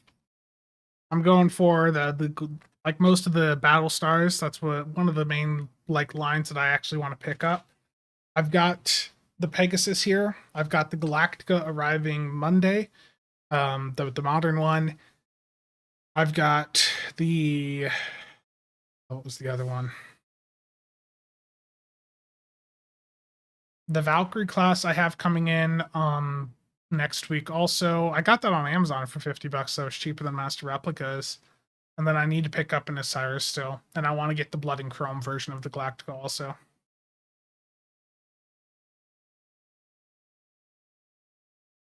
Do I have the TOS one? No. Just the modern.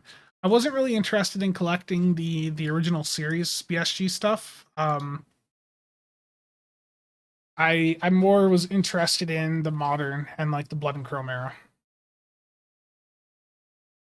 So I don't think I've shown this one on screen yet. This is a ship that many of you are big fans of, but this is over on eBay. Real Merch has it for $30, or right around $30. Best disruptor flavor, Spiral Wave. Spiral Wave disruptors. You get them by owning any of the Cardassian ships.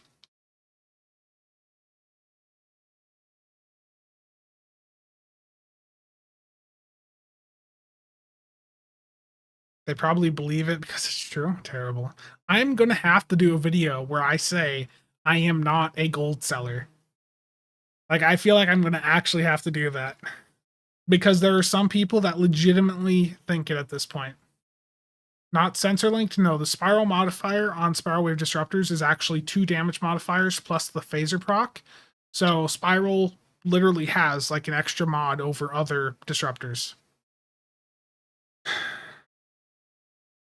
Yeah. I always like the look of the Section 31 Command Heavy Battle Cruiser. But the issue with it in Stow is that there's been a long time bug with it where the hitbox of the ship when you're in the swarm mode just massively expands. And it eventually, like, your hitbox is the entire map. So it can be quite obnoxious for people on your team. And let me get this put back in.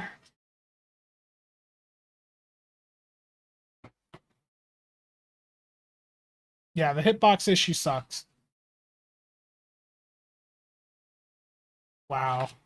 Thank you, Goss. Obviously, he's not a gold seller.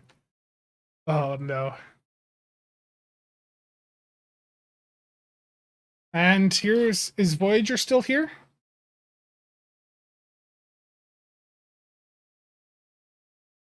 Is Voyager still here?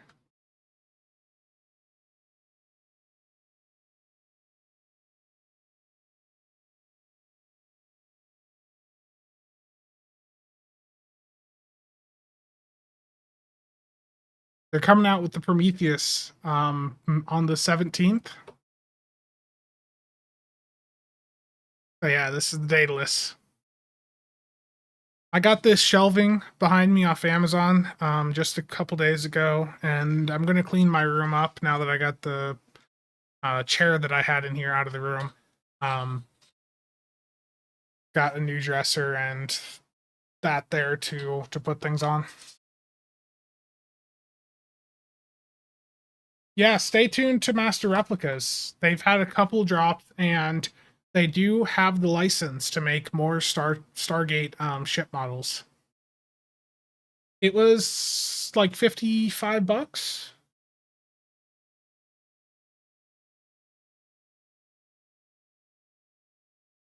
The talk they had yesterday, I think, was about 50 also, and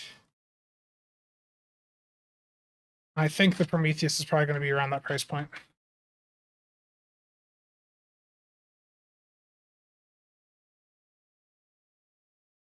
Asgard plasma beam noises. The funny thing is, and if I do actually do a video where I talk about that and just address, you know, recent accusations and drama and stuff like that, if I do actually do a video like that, which I probably won't because that generally is not good long term on the channel, but the thing that I would point out is I am probably one of the most hated people in the game for gold sellers. The exploits that I have reported over the years are some that some bot farmers have legitimately enjoyed, and some of the like bugs they heavily benefited from.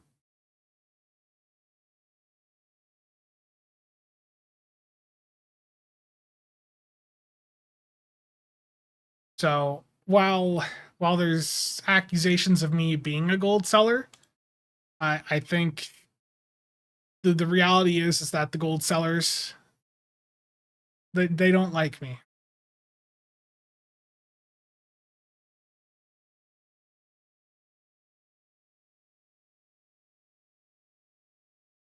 Sounds like a wow, warp core.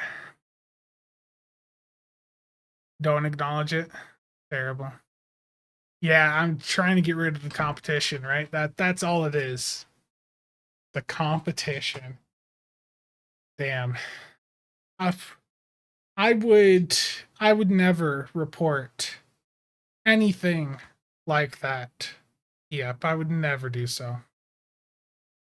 And like Triz is always saying to me, that gold seller interview you did earlier this year where you just read off their responses. Triz is constantly like, Spencer, we know that was you. I can't win. Even with people that I deal with on a regular basis, I'm hearing it.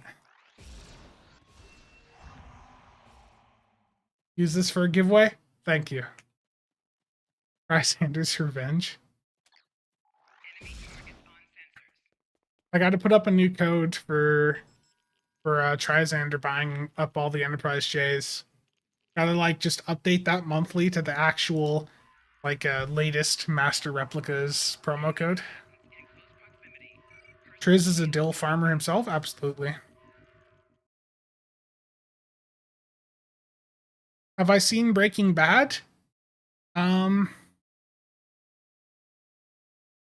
It's gonna sound terrible, but no. I have access to all of it on my secondary computer, but I have not watched it.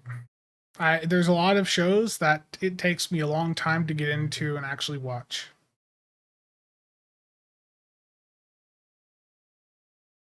Terrible. So some of the big exploits over the years,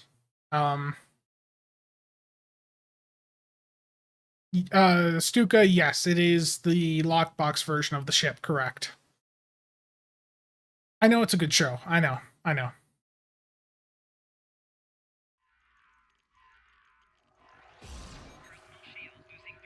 Damn Tholians. Trying to get my daily done. Warp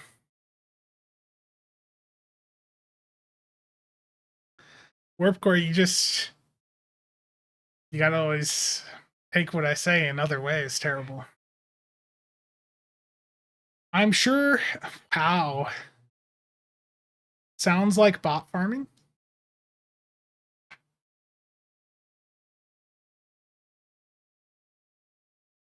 Would I ever have a secondary computer just to bot the game? Let's be real here. Like, who would do that? Is the pack with the Delkina in the Zen store now? No. I do not bot. I do not break the game's terms of service. I feel the pain. Looks over at his own Plex server. Yes. Act, no, they haven't, and they also haven't commented on it.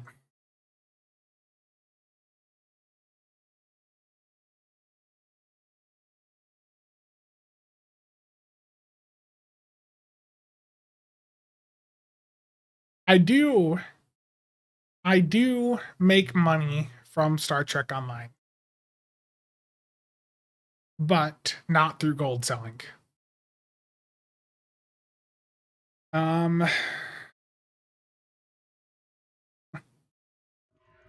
Terrible. Okay.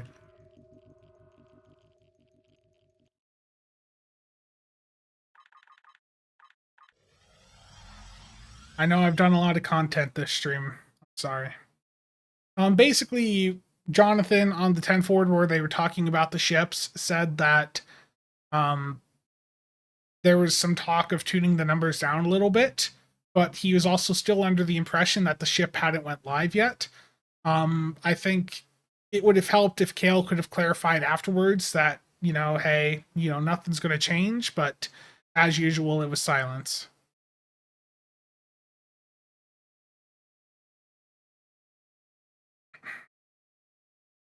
You know how they get serial killers catch other serial killers? Wow, terrible, Gus.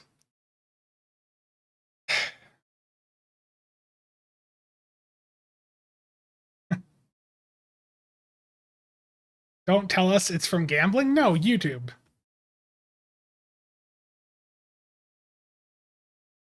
I don't want to say like exact numbers, but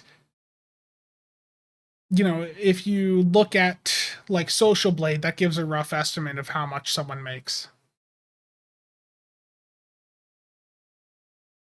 Terrible, Zor. Chip of the line is good, but not broken. No need derf anything. Yeah. Yeah, Martin, like I've said, I don't think Stow is going anywhere. I think Stow will still be around for a long time. But I think it would help greatly if they put out a statement publicly with a dev blog where it's very visible to anyone playing the game to just reaffirm that for people. That's what they need to do.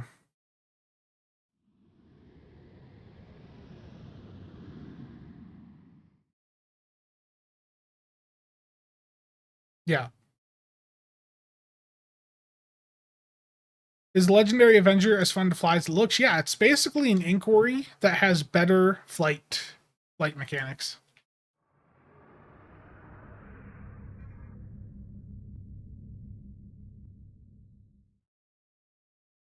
Am I expecting a 75% off? I think that sales would have to like really have tanked in order for that to happen. And I am not encouraging people to try and get that to happen. I think if there's things you want to buy, you put money in, pick it up like you normally would have.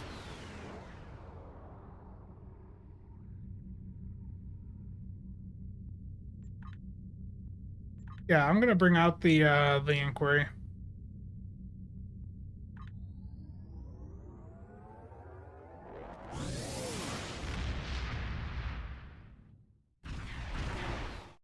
And before we go further, just give me a second.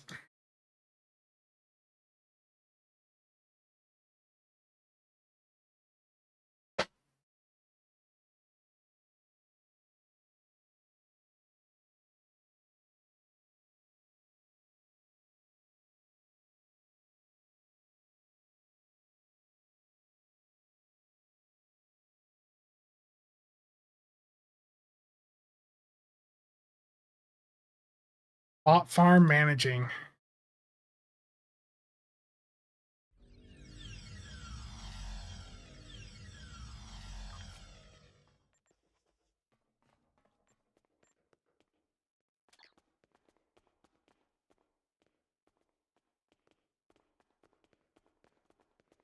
There should be a 25% sale at the same time as a 20% Zen charge bonus at Black Friday. Steven. I need more batteries. I need more deuterium here, so let me craft a couple of them. Deuterium.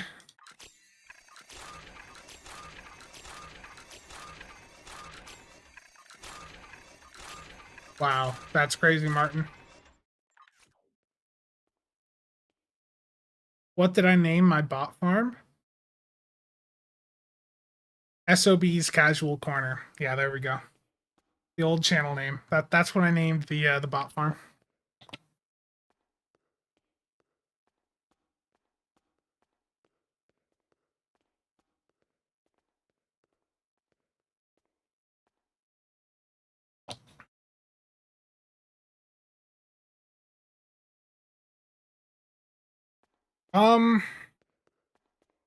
Would I even bother these days?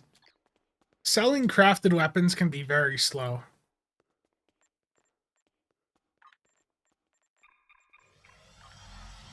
So let's see here. N epic. I mean, I think there's still room to sell them in the like 20 mil price range. I think there's still room for that. But crafted weapons, the issue is that it's not that difficult to get weapons in this game.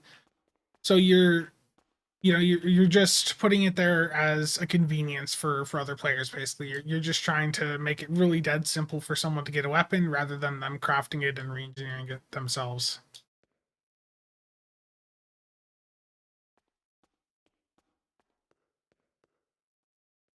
Has anyone shown any interest in the new full side build?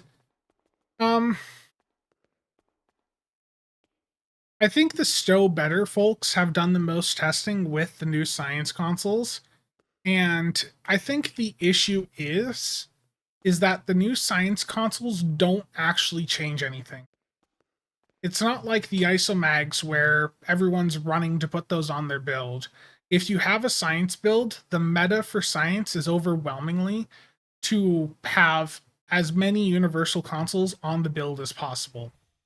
So these new science, advanced consoles, they go against that.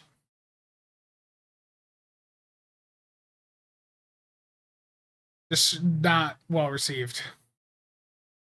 Hope you put LEDs on that chip display. I might. These little lights that I got, like these things here, I bought these for like $9 on Amazon the other day.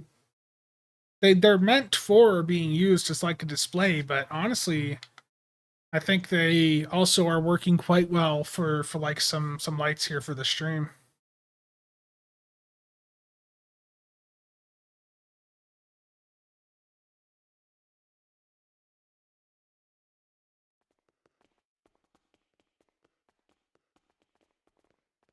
Work out about the same even if you stack them on an EPG build. I think the issue is too for me is that I just have never been that interested in doing like the heavy science playstyle. I am thinking of maybe getting like a do sci build put together at some point, maybe use that as a topic for a future stream. Just get something out there for that. But that's just not a play style that I find very appealing for the things that I do in the game. Detailed adventure. So I know there's a few people that have mentioned that to me. They want me to do, and I imagine Chili, if Chili's still here, Chili'd probably love to have me do like an updated build video for the Legendary Avenger. That's not something I would get to right away, but if it's a longer build video, I think one of the issues I had last month was the Delkina build video that I put together. I literally spent like an entire day on that video. And I think it was just that right after doing that, it just combined with the burnout that I was feeling about the game at the time, it just left me like really burnt out for like a week or two there. So I need to, if I do a video of that length, I need to work on it over time.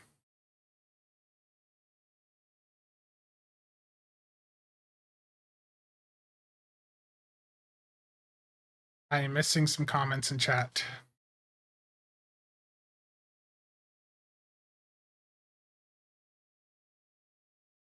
Yeah. Sort of what I expected, yeah, Jet.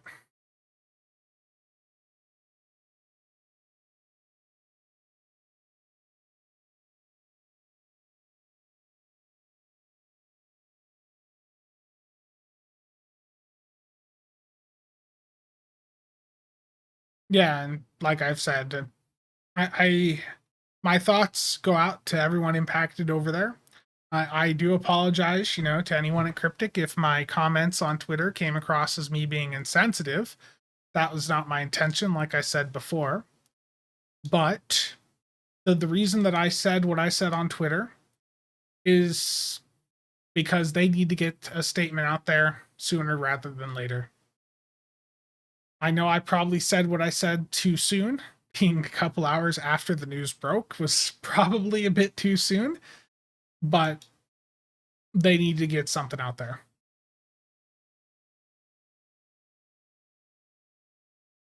Did I release this video with the Delkina? Yeah, I did the Delkina video. Any thoughts on whether the Legendary Inquiry quad cannons will be added as a set option for the Defiance? That would be really cool, but I don't know if that's going to happen. You could try making like a forum thread about it, but I don't know. Oh, I saw it this time. I saw it. I can hit the button.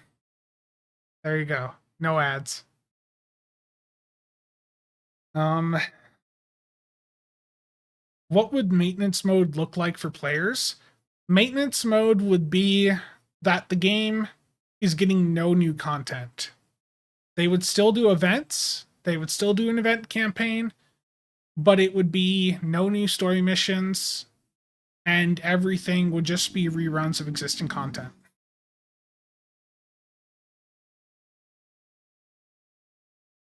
That video did have Delkina in the title initially, Warp Core, and it was removed after talking to McStud and some others in Discord. It was removed, and the thumbnail and title were search optimized. I know that sounds bad, but it was trying to make the build video as wide reaching as it possibly could be.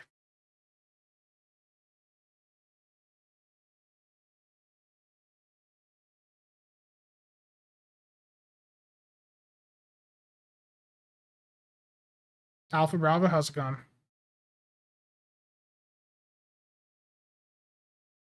Even more so, Steven. Even more so.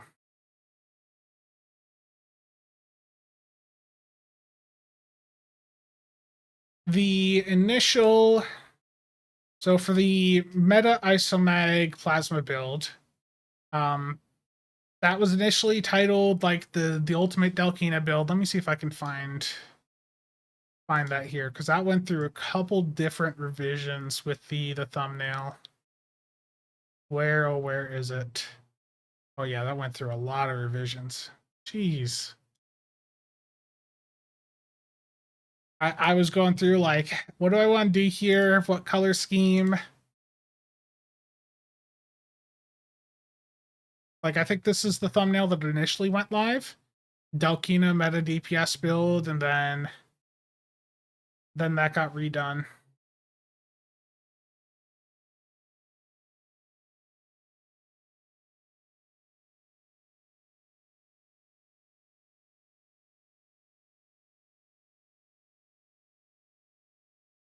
Yeah, I think that, so they went from Delkina to Meta Isomag Plasma build.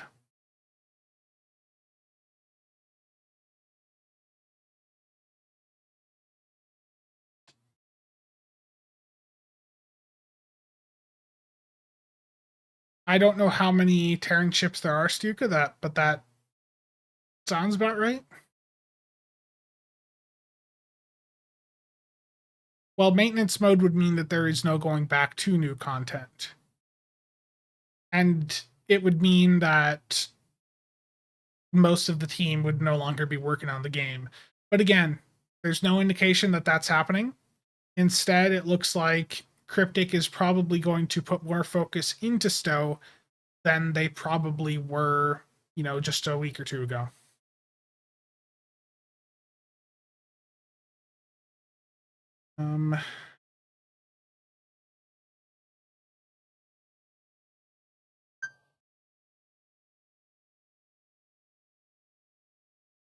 UPS has just notified me about my Master Replica's delivery.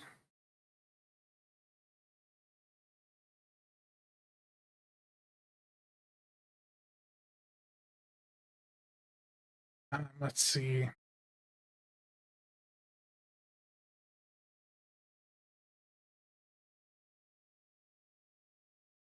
Yeah, maintenance mode is years away. But this game, especially now, with Cryptic's new projects looking like they've been just killed off, they're going to do what they can to try and keep player retention up in this game, and they're going to continue monetizing the game further. I don't know if that means that some of the people working on that new project are going to shift back over to Stow. I don't know. I think it is going to take time for them to figure things out and for them to tell us everything. Kane, how's it going, man?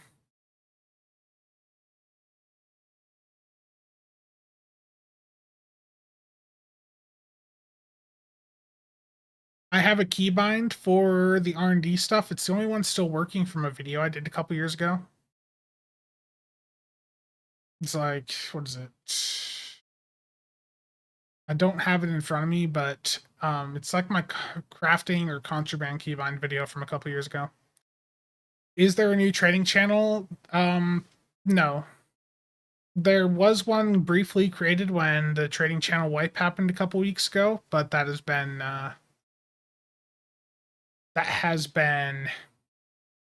like, I think it's been shut down because the original trading channel came back up.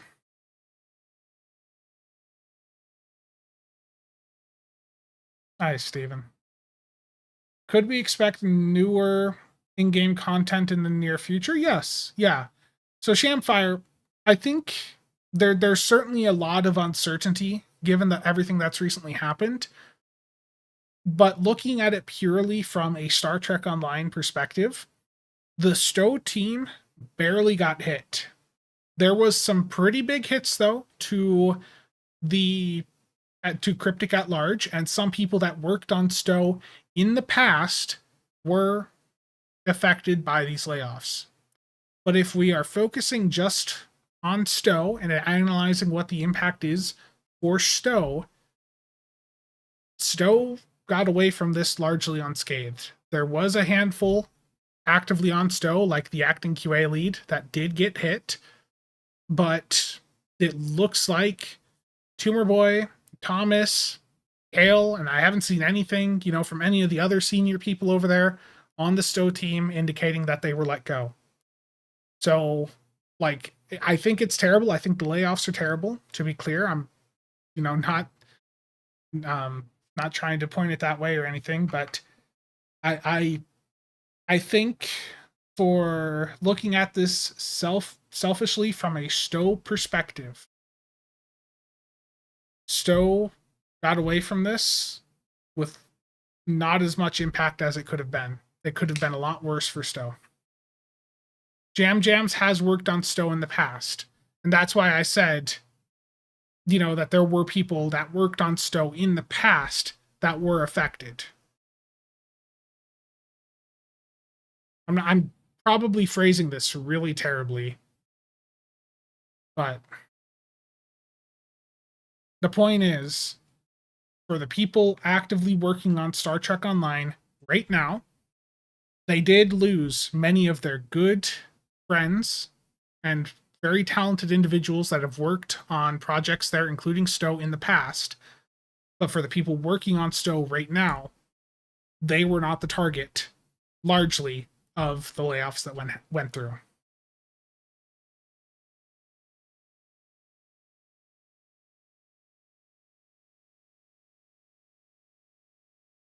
Dude, that was the issue too. When I was trying to get a video recorded of this stuff the other night, I spent I spent a lot of time trying to word things in a way that didn't sound terrible, and I probably just sounded a little bit terrible there. To be clear, I didn't want layoffs to happen. When I said in the uncertain future video, that I hoped Cryptic would be left alone from these layoffs, I meant it. I don't want to see anyone over there fired. I didn't want anything to happen to Cryptic. But with what did happen for Stow, Stow is still going to be around. Stow is going to be developed. Spencer is terrible, yes.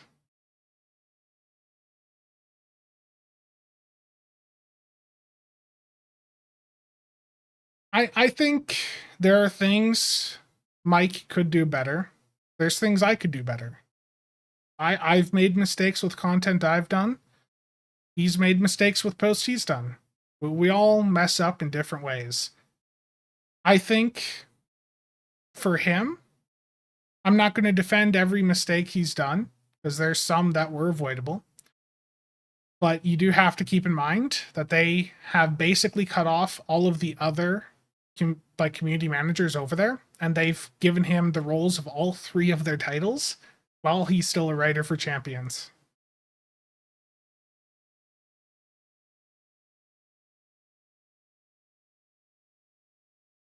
Okay, let's do a queue here.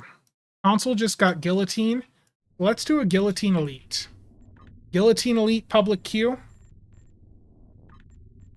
I actually really enjoy this. Guillotine Elite is pretty fun. We just have to remember to not let any of the assimilators through on the second phase.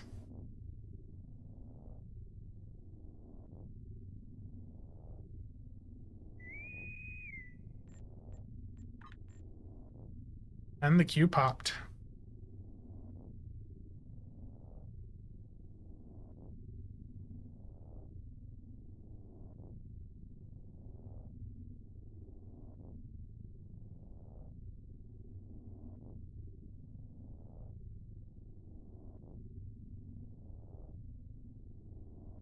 Thank you, Epic Fables. I think one of the biggest issues with like community managers in general with most games is that for the majority, it feels like in a lot of games, like the community managers just aren't really connected to the product that much. And I think Kale definitely fits into that that theme as well. Like I just don't think Stow is like the thing that he's passionate about, which is fine. You don't have to be big into everything. That it does suck for us, but it is what it is. We've not had very good luck with most of the community managers for Stow.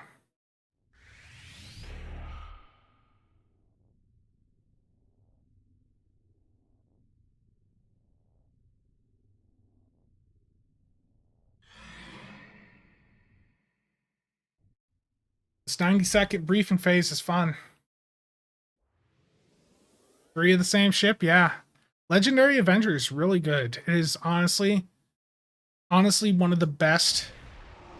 It's probably the best Federation like energy weapon platform in the game right now.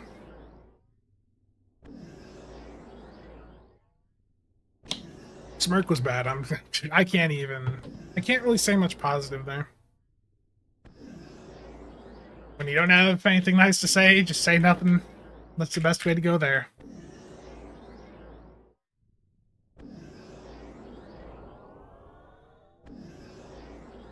Yeah, they did a really good job with the model of this. There's a few things I wish were different, like this sudden drop off here between the hole and the saucer. I wish that wasn't that way, but I think the deflector fix is huge.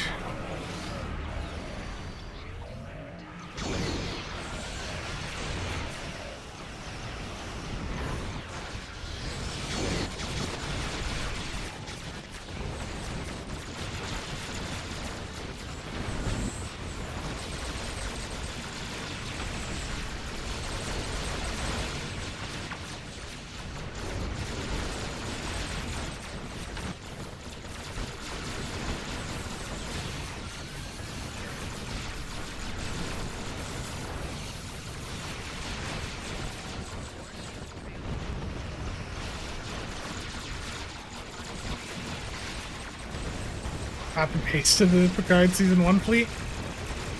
Yeah, we're not actually doing like a DPS run here, we're actually RPing. Yeah, that's the way to look at this. Maybe I'll have a few less haters on Twitter now.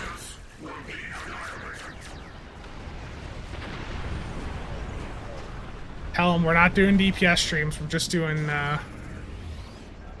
like RP sessions, just trying to act out, you know, some of the card episodes. Yep, the Legendary Battlecruiser bundle honestly is really good. I wanted to get a review done of this ship, but just the things have been going on the past couple weeks, and just time has not been... It's a combination of time and being a little burnt out on the game. Like, this is the time of the year where, like, taking a little break certainly does not hurt. You know, we've got the Halloween event, which is usually something that can be skipped most of the time, and then there's also the Red Alert event here, which, I mean, you can go through, do it, get your daily progress if you want, but it's also perfectly fine to skip it if you are not worried about one of the P6X upgrade tokens.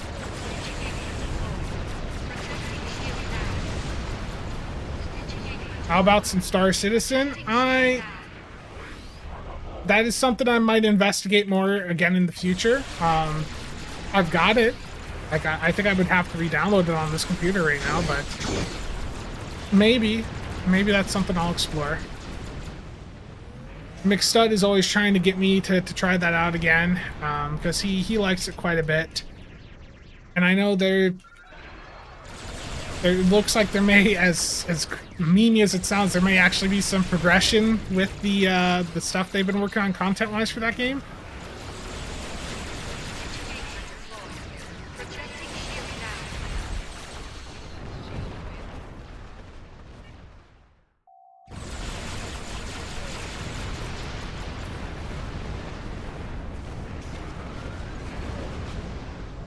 So for this, remember when an anchor completes, it spawns an assimilator. The assimilator has to be taken out before it escapes. If it escapes, we fail the mission. Have I played Starfield yet? Yes, I played for a couple hours. Just, I couldn't really get into it.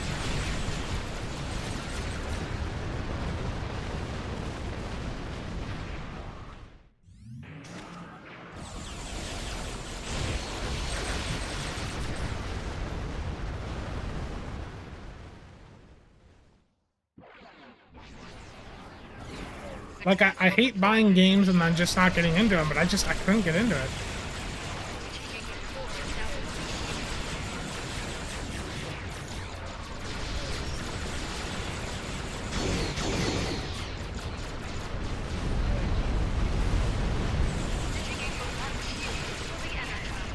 Take out the assimilators before they escape. A Borg assimilator has failed to escape.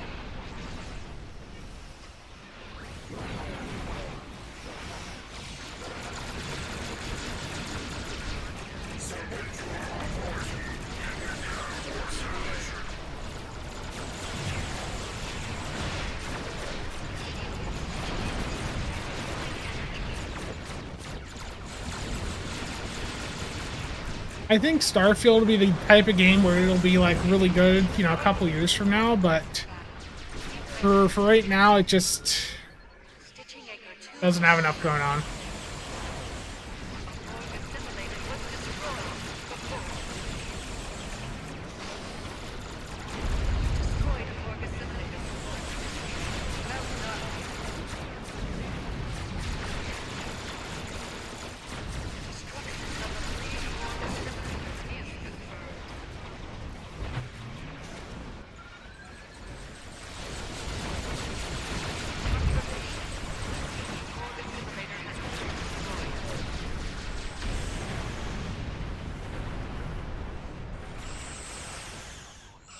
Oh, three's having some trouble.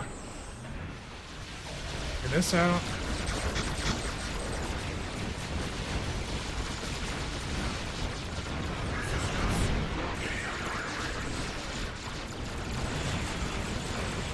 Steven, thanks for stopping by, man.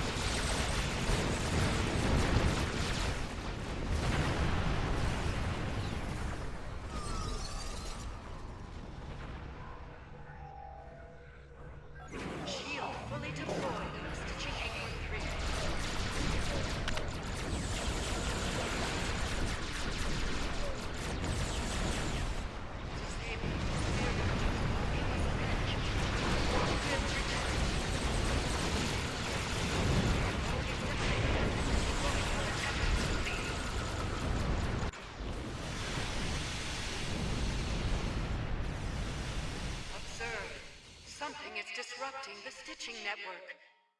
Let me know too if the game is too loud. The tactical control of the source is disrupting. Destroy them both to stabilize the network.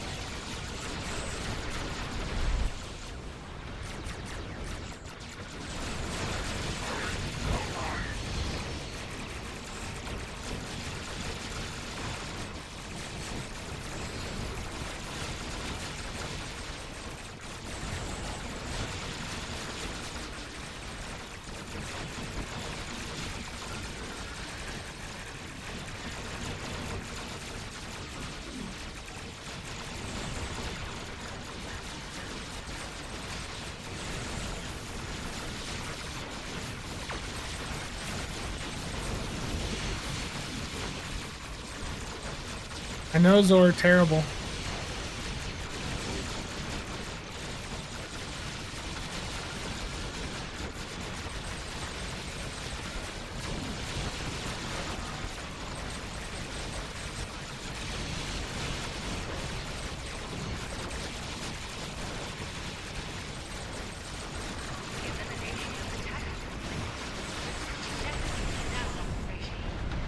There we go. So the big thing is during that second phase, that's where the big failure point potentially is when you get the stitching anchor things to like fully go through and get their progression done. They spawn those assimilators, and if the assimilators are able to escape, then that's when the queue can fail, at least on elite difficulty. If you're on normal or advanced, you should be fine. Like the failure conditions don't really exist. It's usually just less marks. Yeah, Guillotine Elite legitimately is quite a bit of fun. There are some bugs. Nick, the one you're running into, if the Borg spawn close to the stitching anchor and are destroyed and do their little detonate thing before it's able to like fully activate or whatever, then it can destroy the anchor and can bug the queue out.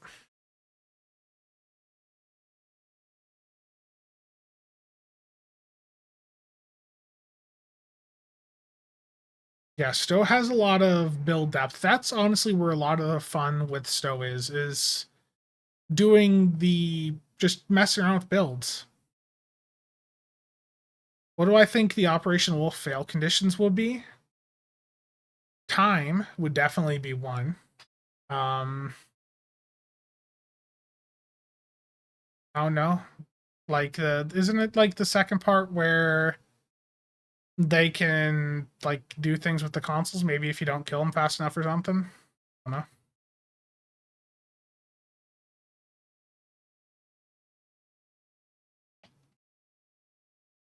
All data being deleted, yeah. It'll be interesting to see. Pro team, in my opinion, yeah, that was a really clean run.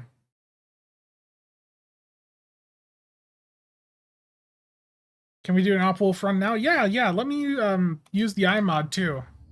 I wanted to show that a little bit for the console folks, so I'm going to do a public queue of Operation Wolf. It is pretty easy queue to do. It's normal difficulty only right now, so it's pretty simple.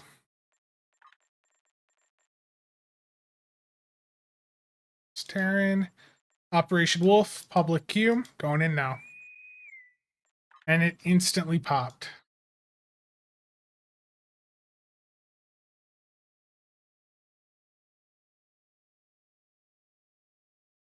Yeah, if you have issues with shields, just slotting the Valdor console, like, especially if you're on like a CSV or FOD build, that resolves a lot of your shield issues.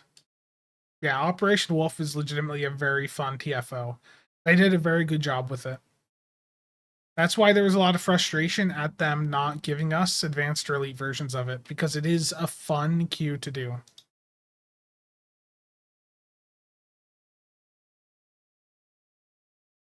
Now we just have to wait for the map to load. And while that's going, I'm going to manage some other things that are not still related.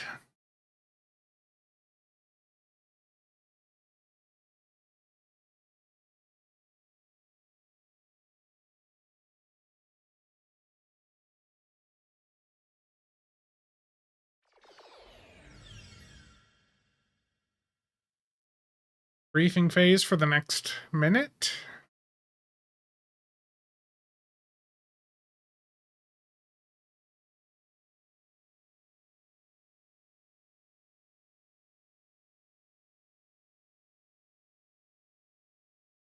Bot farming on warships, terrible.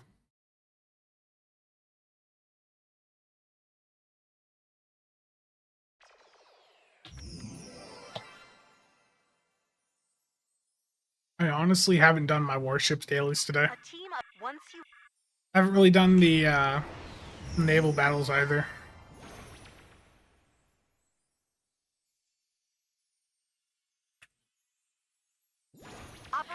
Nah, I was hitting things in no game. Exocomps to get the doors open. Get to the consoles down in the security. Jamfire, how's it going? Exocomps to the consoles. Once all three are set, they'll start cracking the security system. This system won't even know it hit it. Oh boy,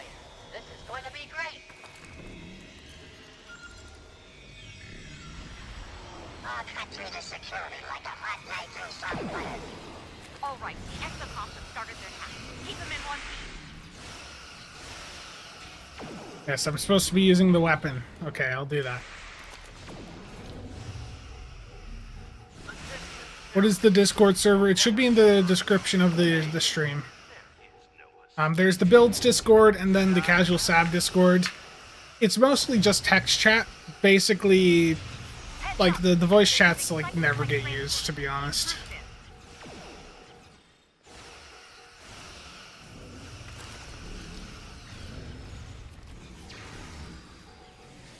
System hack at 25%.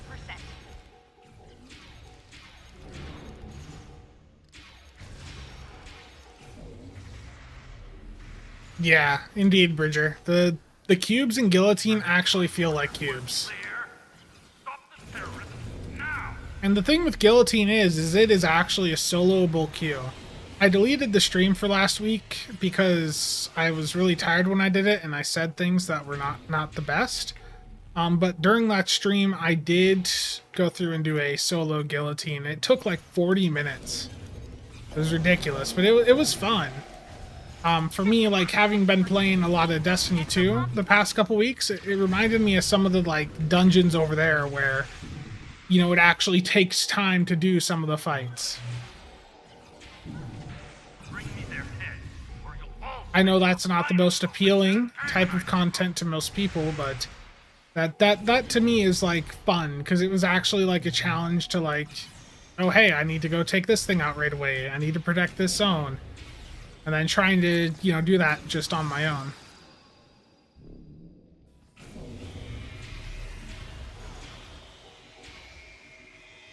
Almost there. System hack at 75%. Watch your exocomps. Well, I think I unlisted it. I didn't delete it, I guess is the better way to put it. I just unlisted it, I think. Or I may have privated it. Deleting it was the wrong word. I did not delete it. I just made it not visible. Gossip and drama?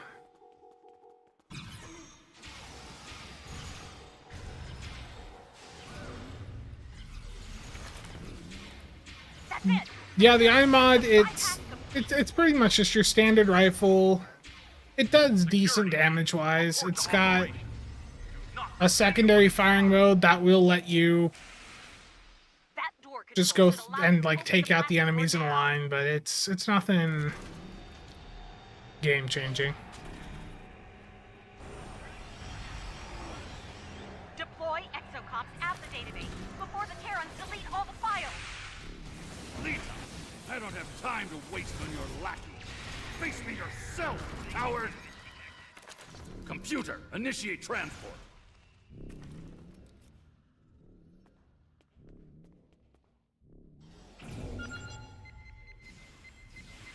Keep those tears on my back while I work my magic.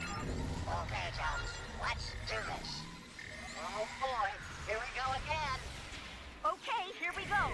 Keep those exocomps intact so we can get what we came here for. You won't get rid of me that easily. Not today, cretins.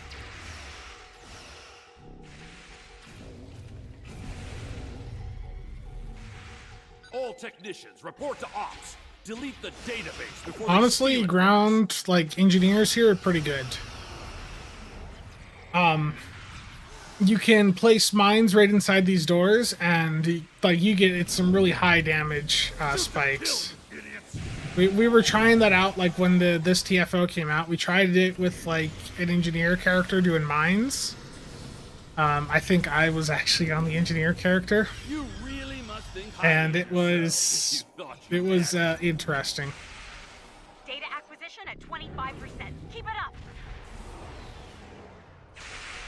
Yeah, I don't really get in voice chat that much anymore, to be honest.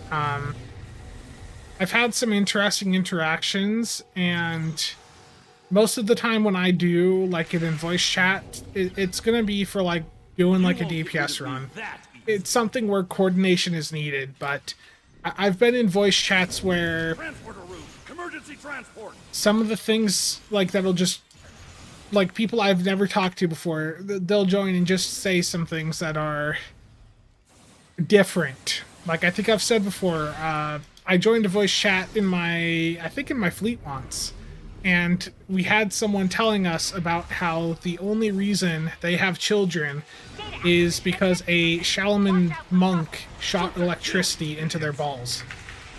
Transporter room. I haven't been in Emergency voice chat transport. publicly much since then.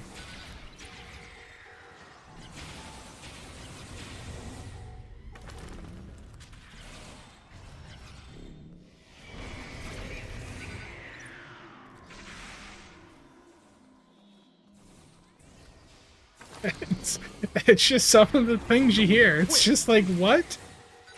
What? Transporter room. Emergency transport. I literally hopped in the general chat in a Discord. Ouch! That was a lot less optimal over here. In a Stow focused Discord, I hopped in general chat. Data acquisition. I know, I just said that I played an engineer character. Terrible. Transporter room. Now. No. I don't know.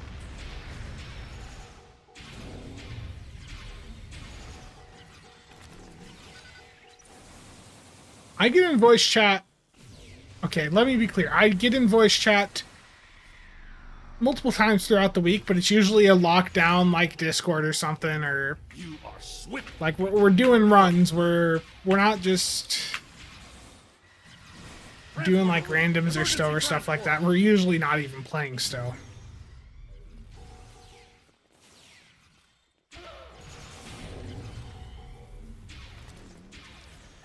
I've gone in the wiki's voice chat like one time. Acquisition complete. Well done. Now get the hell out of there.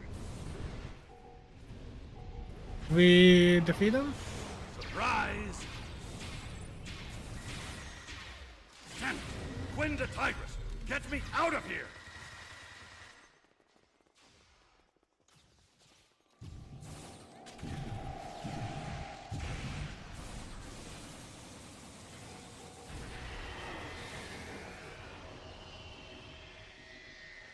Yeah, as I said, Voyager, I haven't seen you and Webbs, at the same place at the same time before. I think you are probably the same person. Oh, I'm not done with you yet. Ensign, lock phasers. Fire. That boss, imagine this on Elite. Like, the boss isn't gonna just instantly be dead. This is Quinn. Feed in the crew. Bring the anti-personnel missiles online. Flush them out like the vermin they are. Keep up the pressure. We put a few hits in it, but it's still in the fight. Divert power to weapon systems and fire. Okay, so it's dead, but it's still gotta go through its voice lines. We killed it, like, before it had a chance to do its voice lines. Want it done right, do it yourself. Give me maximum firepower. Ooh, that runabout's in bad shape now. Keep fighting. Inconceivable. Terrible. I have never Very nice. defeat. Good job, everyone. Only a temporary Well setback. done. Not quite to Terran standards, but fine performance nonetheless. So long, Quinn. I like your odds. I'm envious. I've wanted to Valerie, that would be something that I would like to do, but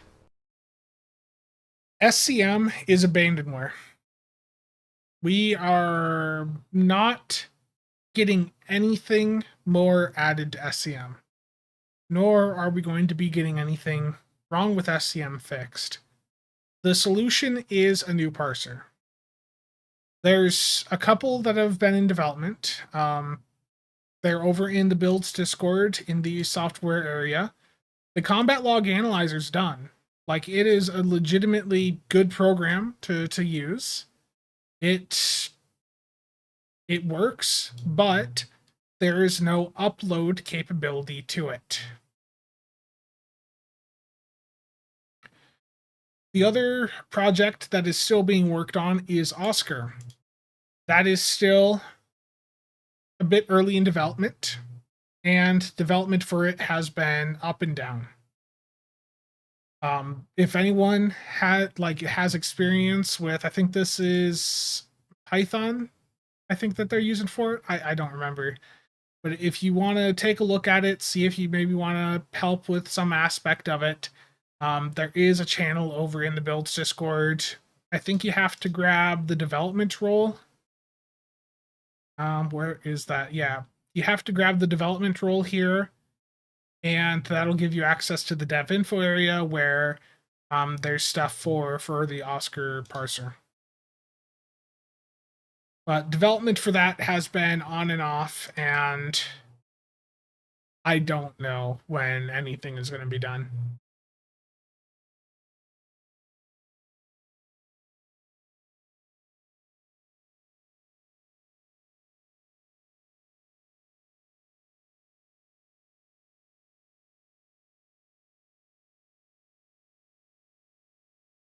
Could you imagine 47 million HP on ground to take like ages to get through?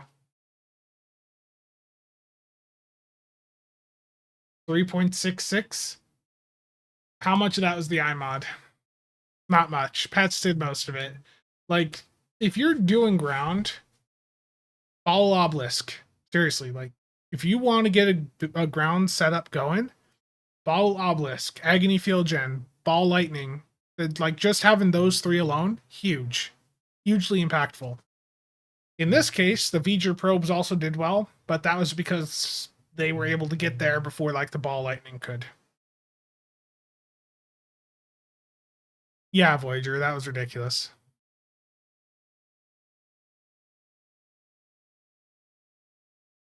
Yeah.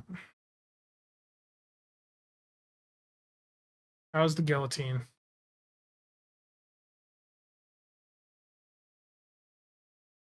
Uh,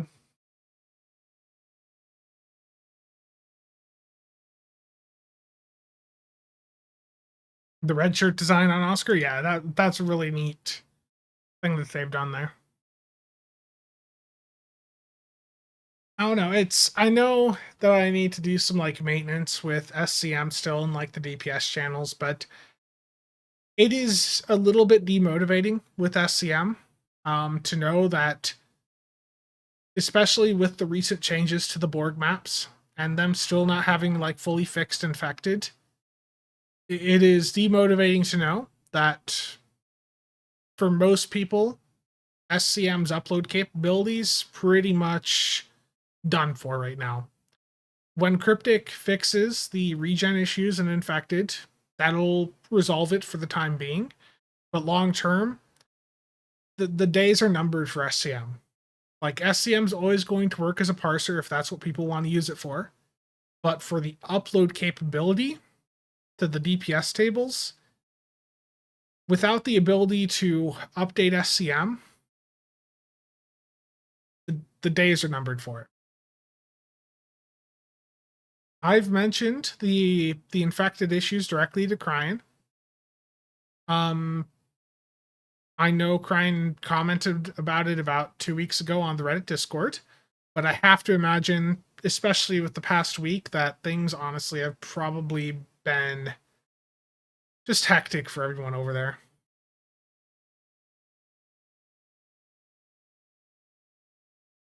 I want to check something too. I have another Eagle Moss ship coming in the mail today. I want to see if it's been delivered yet.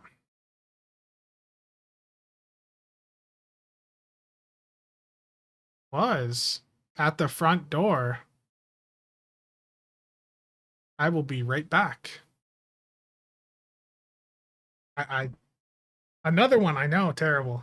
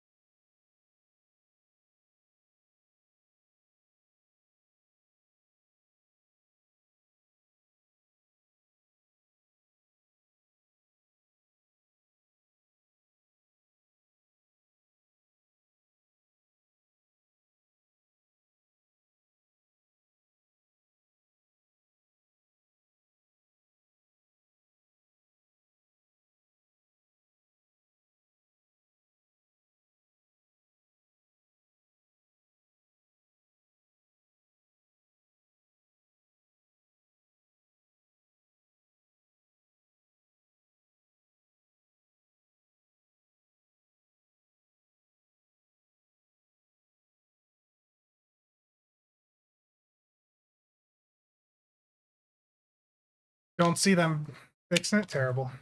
I hope they do.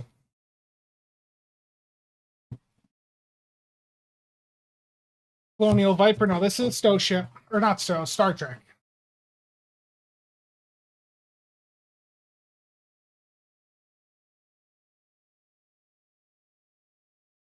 Any guesses?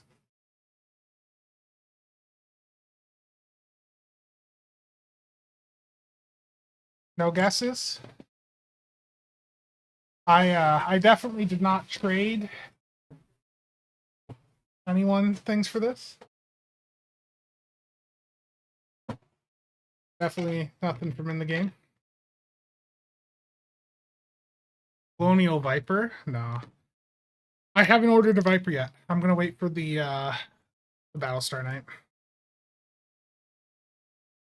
And this tape. Hold on.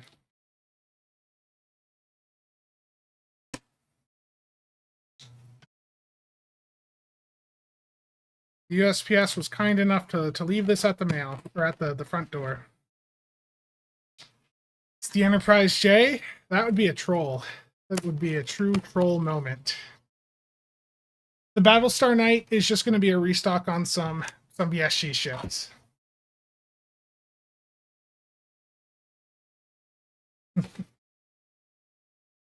This one,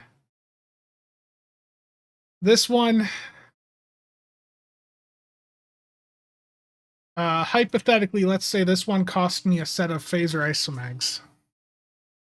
Hypothetically, I would never engage in trading in-game things for outside game things.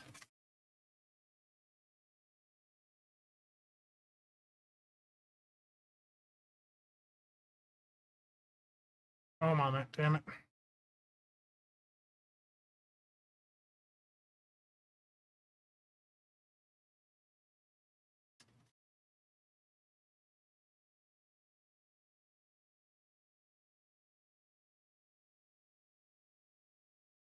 The XL Prometheus.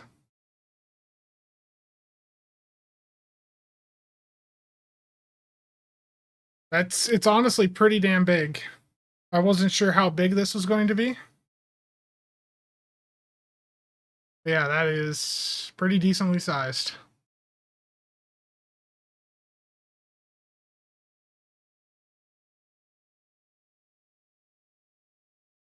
Yeah, that is quite a nice model. Yeah, I like the Prometheus. And the nacelles are like a plastic that you can sort of see through. So, pretty neat design, pretty good weight to it, pretty good feel.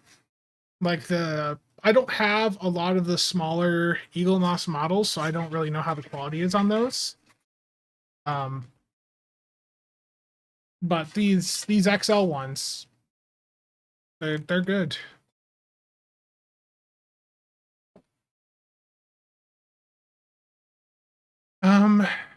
Do I have now?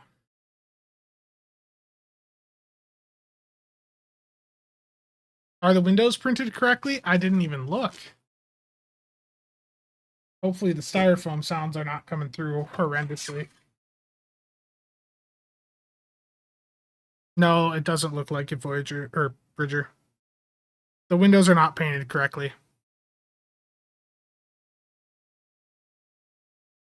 I don't think I can get this on the webcam, but no, they are off. Like the little blue lines for the windows are off. Yeah, I don't have enough lighting in here for you to see that.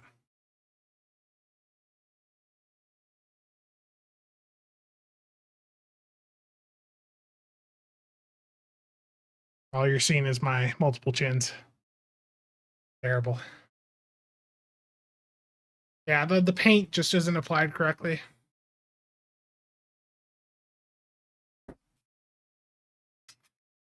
Hopefully that did not go through the mic. I saw the mic light up though. The sun. Let me mute the mic while I get this styrofoam put back in.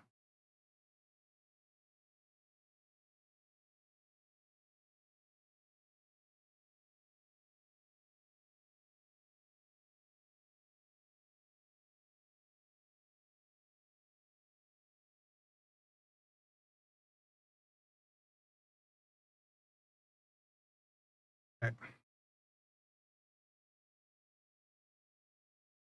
Make the pew pew sounds. I know, squeak, I'm sorry.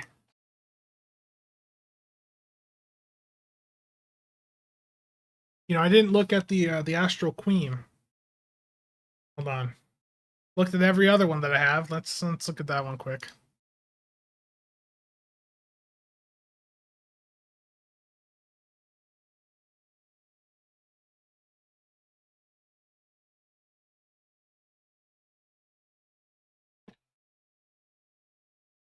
Okay. Where's the knife at? I haven't actually checked this one. So the Astral Queen from Battlestar Galactica, the only reason I got it, I don't actually really like the design of it that much, but there was a promo going on for 70% off. So when I got the F and the STO, yeah, I got the EXL and then the F. I picked this up because it was like 16 or 17 bucks. Should be a redeem to make them pew pew.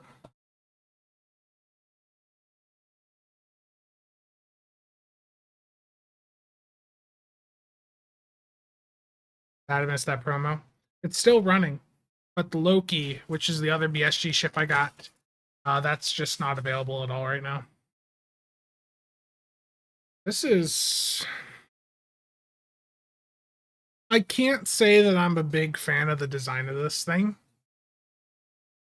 But, you know, it's another one from the Battlestar Galactica collection, and it was, like I said, like 15 to 17 bucks, something like that. I think it looks terrible. But it's another one in the collection.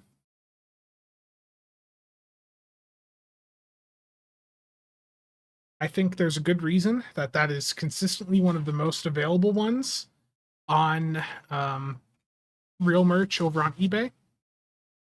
I see why it didn't sell very well. Did I not have the camera on?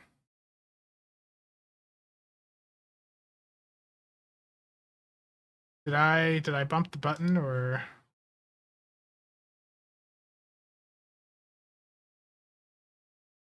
Oh, I was showing the Astral Queen while I was like really zoomed out there. Hold on. My bad. It was on small? Yeah, okay. Redo that.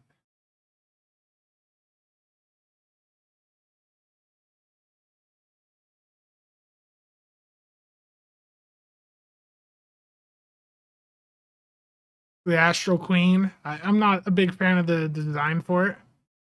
I mean, it's good detail on it.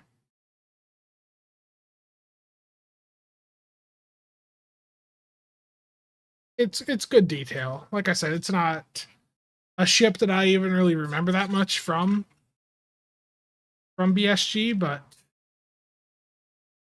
it was there for that promotion, so I figured why not.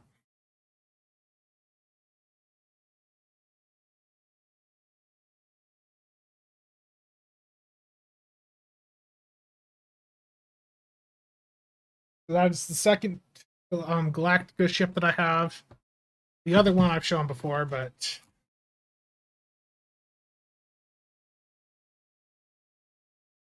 this one is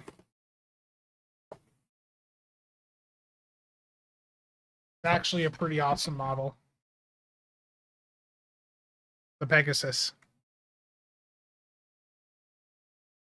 This is legitimately like a really cool model from them. The Pegasus, just a really amazing ship from BSG. It is still a shame what Apollo did to it, but good quality with the model. I've got the Galactica itself, the modern one, coming in on Monday. And then on Tuesday, when they have their Battlestar night, I intend to pick up the Blood and Chrome Galactica. They said that they have 800 of them available. And I'll probably get a modern base star and like a Viper. If you've ordered from Master Replicas in the past, there is a promo code that they put out. You have to have ordered from them, though, where it's 30% off any orders over 150. So when it's time for that Battlestar night, I never thought I'd be spending that type of money on these things, but when that Battlestar night comes out, I am taking advantage of that code as I drop Star from here.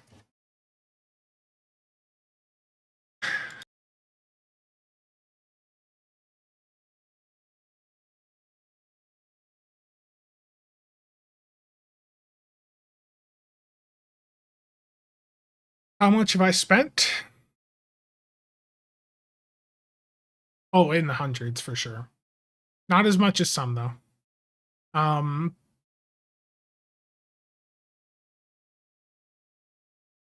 More than I want to admit.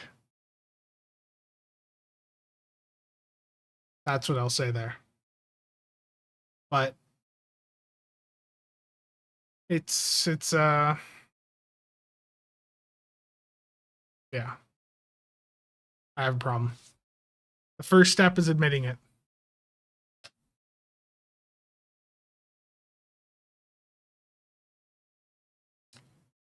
Let's do another queue here. So I did see infected pop up in chat earlier. Apparently some of you don't know what to think with me not having not done an infected. So let's do an infected. I'll bring out this phaser inquiry. And we're gonna do infected elite public queue. Here we go. Loki time. Back, see you around. Take care.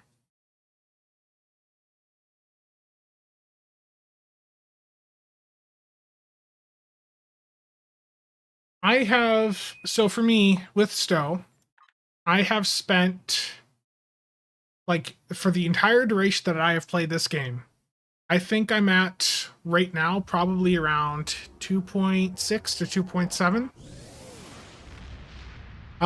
But I have gotten that back through doing this YouTube stuff.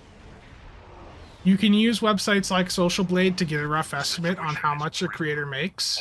For Stow, it is going to be towards the upper side of that threshold, and that also does not account for like memberships.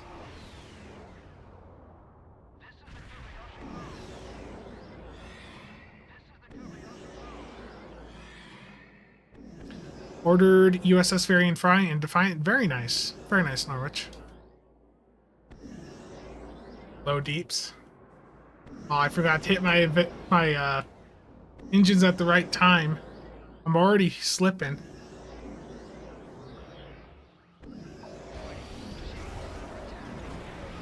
Scanning the nanite trench.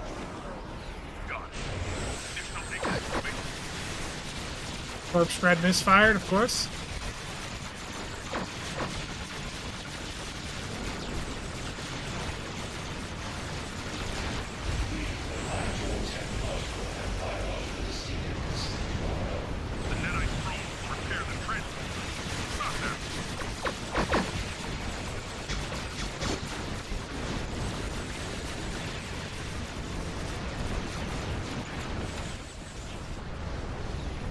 You ever wonder why you're having, like, with DPS and infected, you have to move from one point to the other, like, as the transformer's dying? You can't stick around at them. I'm not saying that, like, based on what anyone in here is doing, I'm just commentary, so this came up in a recent discussion I had with someone. You gotta start moving to the next point as the prior point's already, dying.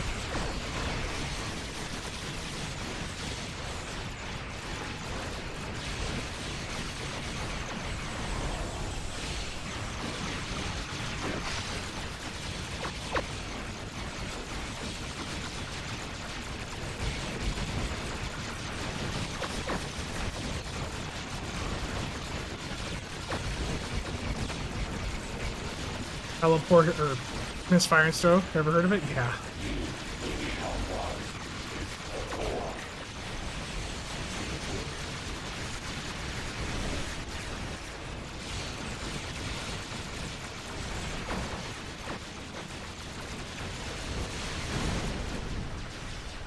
There we go. Not the best from that torp spread misfire at the start, but Census confirmed. 947. Destroyed. However, Our scans of the starbase are still being disrupted. We will need Terrible. to send an away team there to look for survivors. 5 to 8. Yeah, I could see, like, if I would have just directly bought some of the things that I instead grinded dill for, yeah, I could see how I could have, spent an amount like that. Console needs a buff bar. Can you see DPS? Yeah, give me a sec. As I click the window and then click the wrong one immediately afterwards.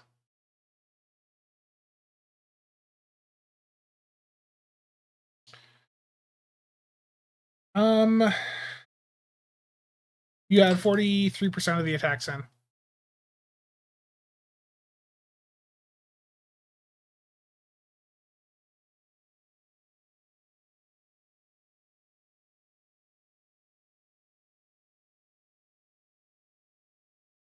Nice, Norwich.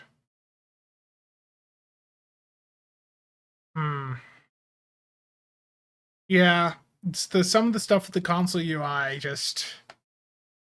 I don't think I could play like that, personally.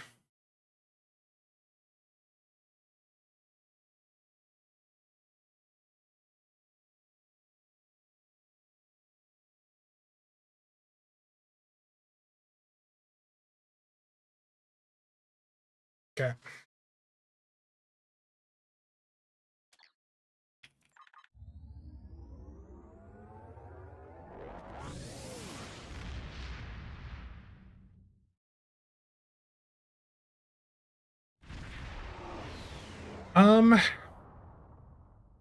Norwich, that's going to vary. So I ordered my Enterprise F and E back on September 15th. However, they were pre-order and did not become available until the 15th.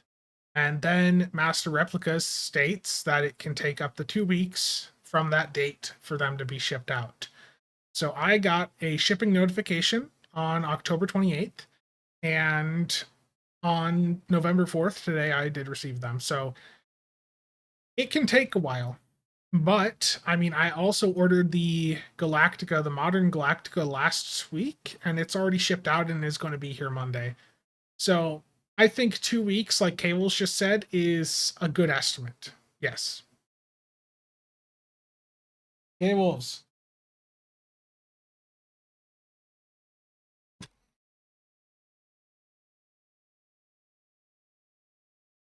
I got it, man. Thank you. Well, I mean, that's yes, that's USA, but keep in mind, Master Replicas is in the UK. So for you too, Voyager, like the shipping time is probably not going to be too different for you than it would be for any of us in America, because they're in the UK.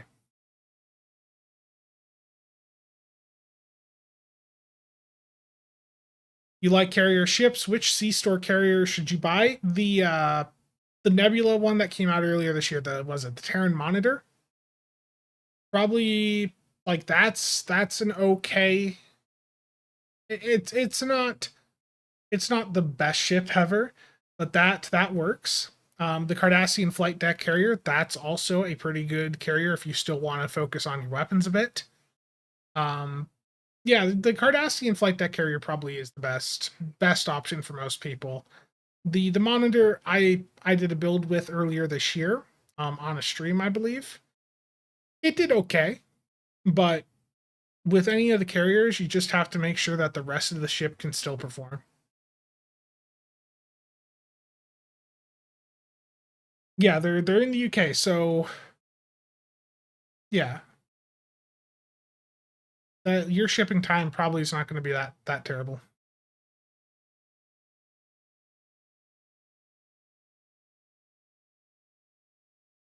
Christian, how's it going?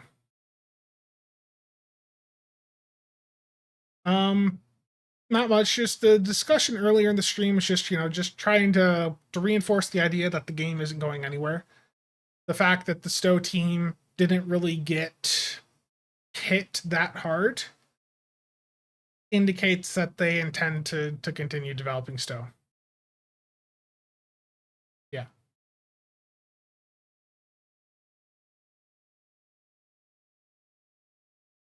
Amazon as they were cheaper. Cables, I did something terrible. And I guess I'll show everyone else here just for the meme aspect. I bought a ship last night. I have a problem. I bought something because I thought it was sort of a meme idea for me to have it.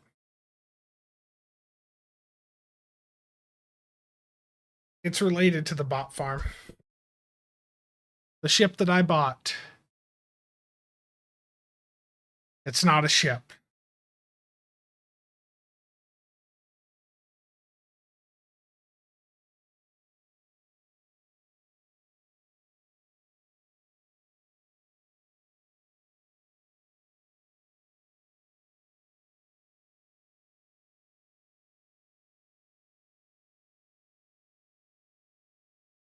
There was an eBay listing for one for $30.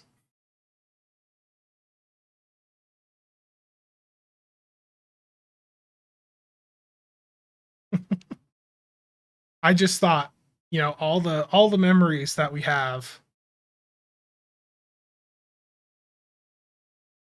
from you know, Starbase 1 and the botting situation last year.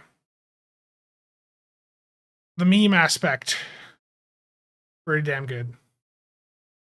And apparently the model's tall, like it's 300 millimeters tall. I just got the Earth space dock ordered earlier this week. I've spent too much.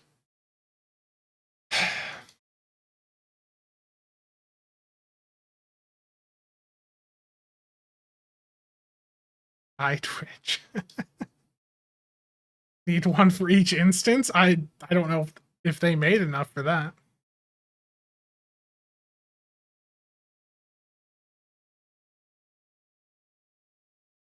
You've spent too much? You've seen what... It actually, like, it sort of pains me to look at my account over there sometimes.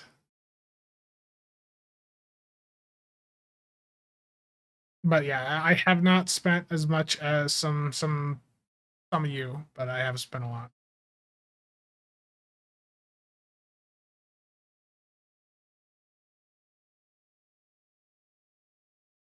Terrible. Do another TFO here. Let's do it into the Hive Elite ground. This is an isomag queue, and this will let me show off the iMod some more. I just looked at mine, Cables. I just looked at my account. I don't have a thing to show me the total though that I've spent, like. And there's some orders that I did get refunded. Like I initially ordered the XL Enterprise D, and then I canceled it and did another order with the buy two get one deal they had going on.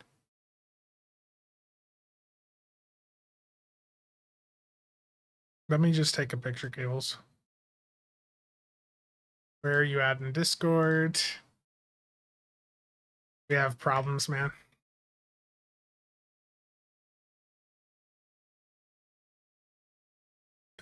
Okay. Damn. While this is going, I'm going to grab something real quick. Be right back.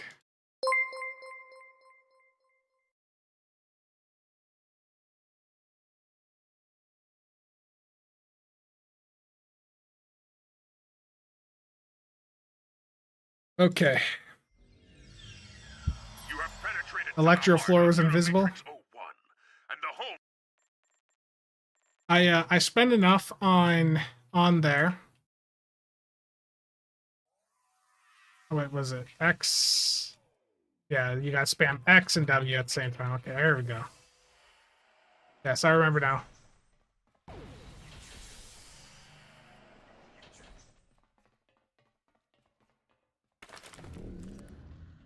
But yeah, I spend enough that I went on the shop app because they give you 1% back on for any purchases at Master Replicas, and then they amplify the cash sometimes. So I got a big power station for like $100 off.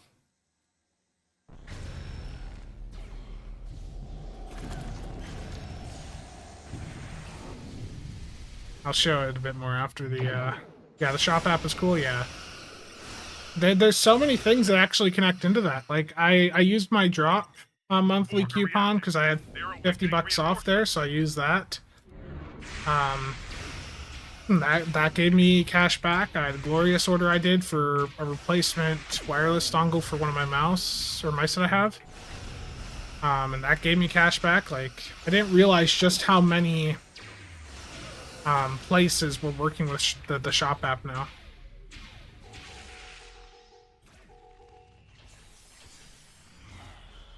Okay, that one's done. But the issue with the iMod is that if it were like the one in Elite Force, the Borg would not be able to adapt to it. However, the iMod in Stow, the Borg are able to adapt to it.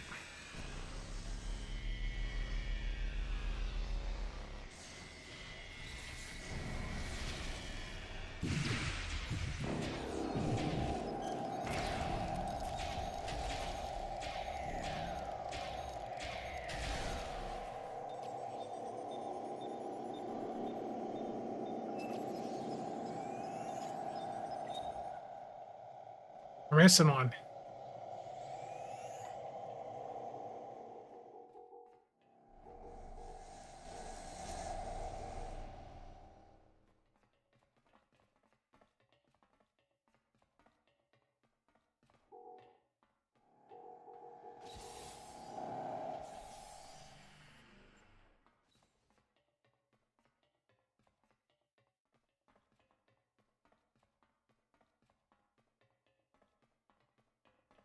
The door still not open.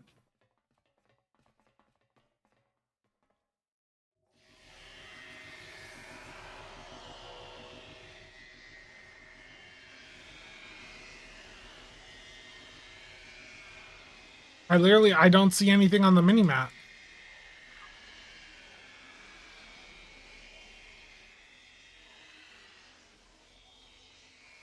Like, there's nothing here.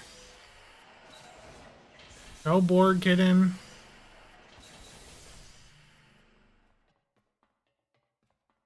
Had it bugged like that before? Unfortunate. So we're taking a lever penalty. Someone did a knockback on a... Oh, terrible. Okay, well, I will take the lever penalty there. That is unfortunate. Sometimes these things do bug out, and that sometimes is an issue. So, back to what I was saying. With all the purchases I did with Master Replicas, they gave a bunch of shop cash that I could use in various stores, and one of the stores had a one of those big power banks. Let me just get this out here quick. Let's do camera. Sometimes they fall down. Gotcha.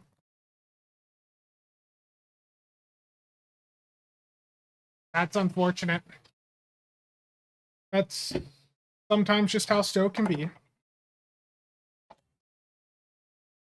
Yeah, this thing for like 100 and I think it was 150. Not bad. I forget what the specs is. 600 watt, 268 watt hours. So now if the power goes out, I can keep the farm running. This is what I got it for. Got to make sure that the reliability factor for the farm is as high as possible. Yeah, it's pretty nice though. Kales, I feel like I'm really scared to look at the picture you just sent me on Discord.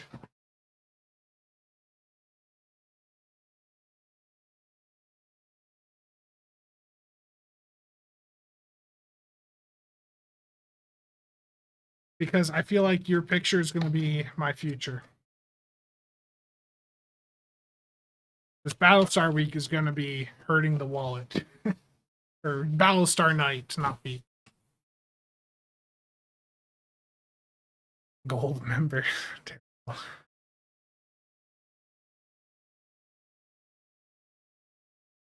Jeez, dude. That is nuts. Kales, I'm looking at your purchase history, and that is just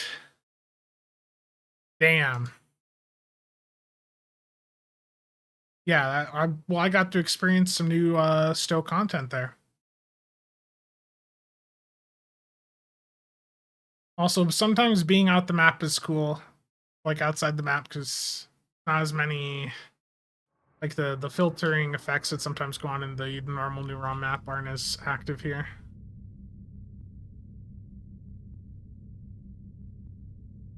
Lighting's a little bit different.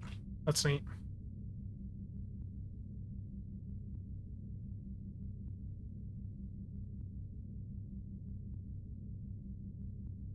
Did all of you enter the center before the briefing phase ended? Yes. Okay.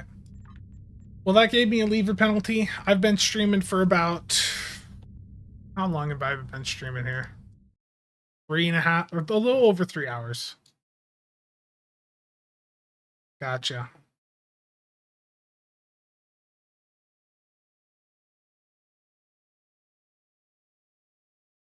That's good to know. We gotta not break the queue. Okay, I am gonna wrap things up though, because this has been going on for 3 hours and my throat's about had it. I think the main points have gone across. And now we just have to wait for them to release a statement, and the sooner they do so, the better it is for the game. The sooner Cryptic releases an actual statement or Embracer stating, officially and somewhere that everyone can see that the game isn't going anywhere, the better it is going to be for the game.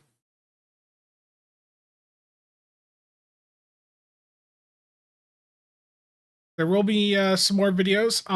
Given that I talked about all the news stuff today, I don't know if I'll do a separate news video. I intentionally talked about like all of the other news at the start of the stream, so that anyone wanting it, would have it right up front for them. I don't know if I'll do another news video now, but like covering this specific news, but terrible chi-ups. Rolled out like Autobots and broke it down.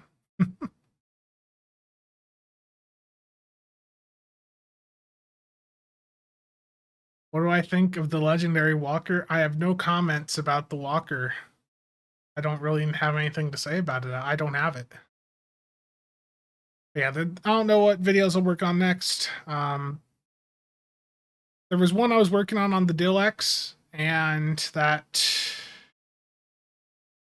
Well, then the backlog returned and other stuff popped up. I don't know. But there's some videos I've got on my mind, but we'll see how it goes. And like I said, the next couple of weeks with family stuff is going to be a little bit hectic, so I don't know how much time I'll necessarily have to work on some projects. Okay, thank you all for tuning in, and I will see you guys around.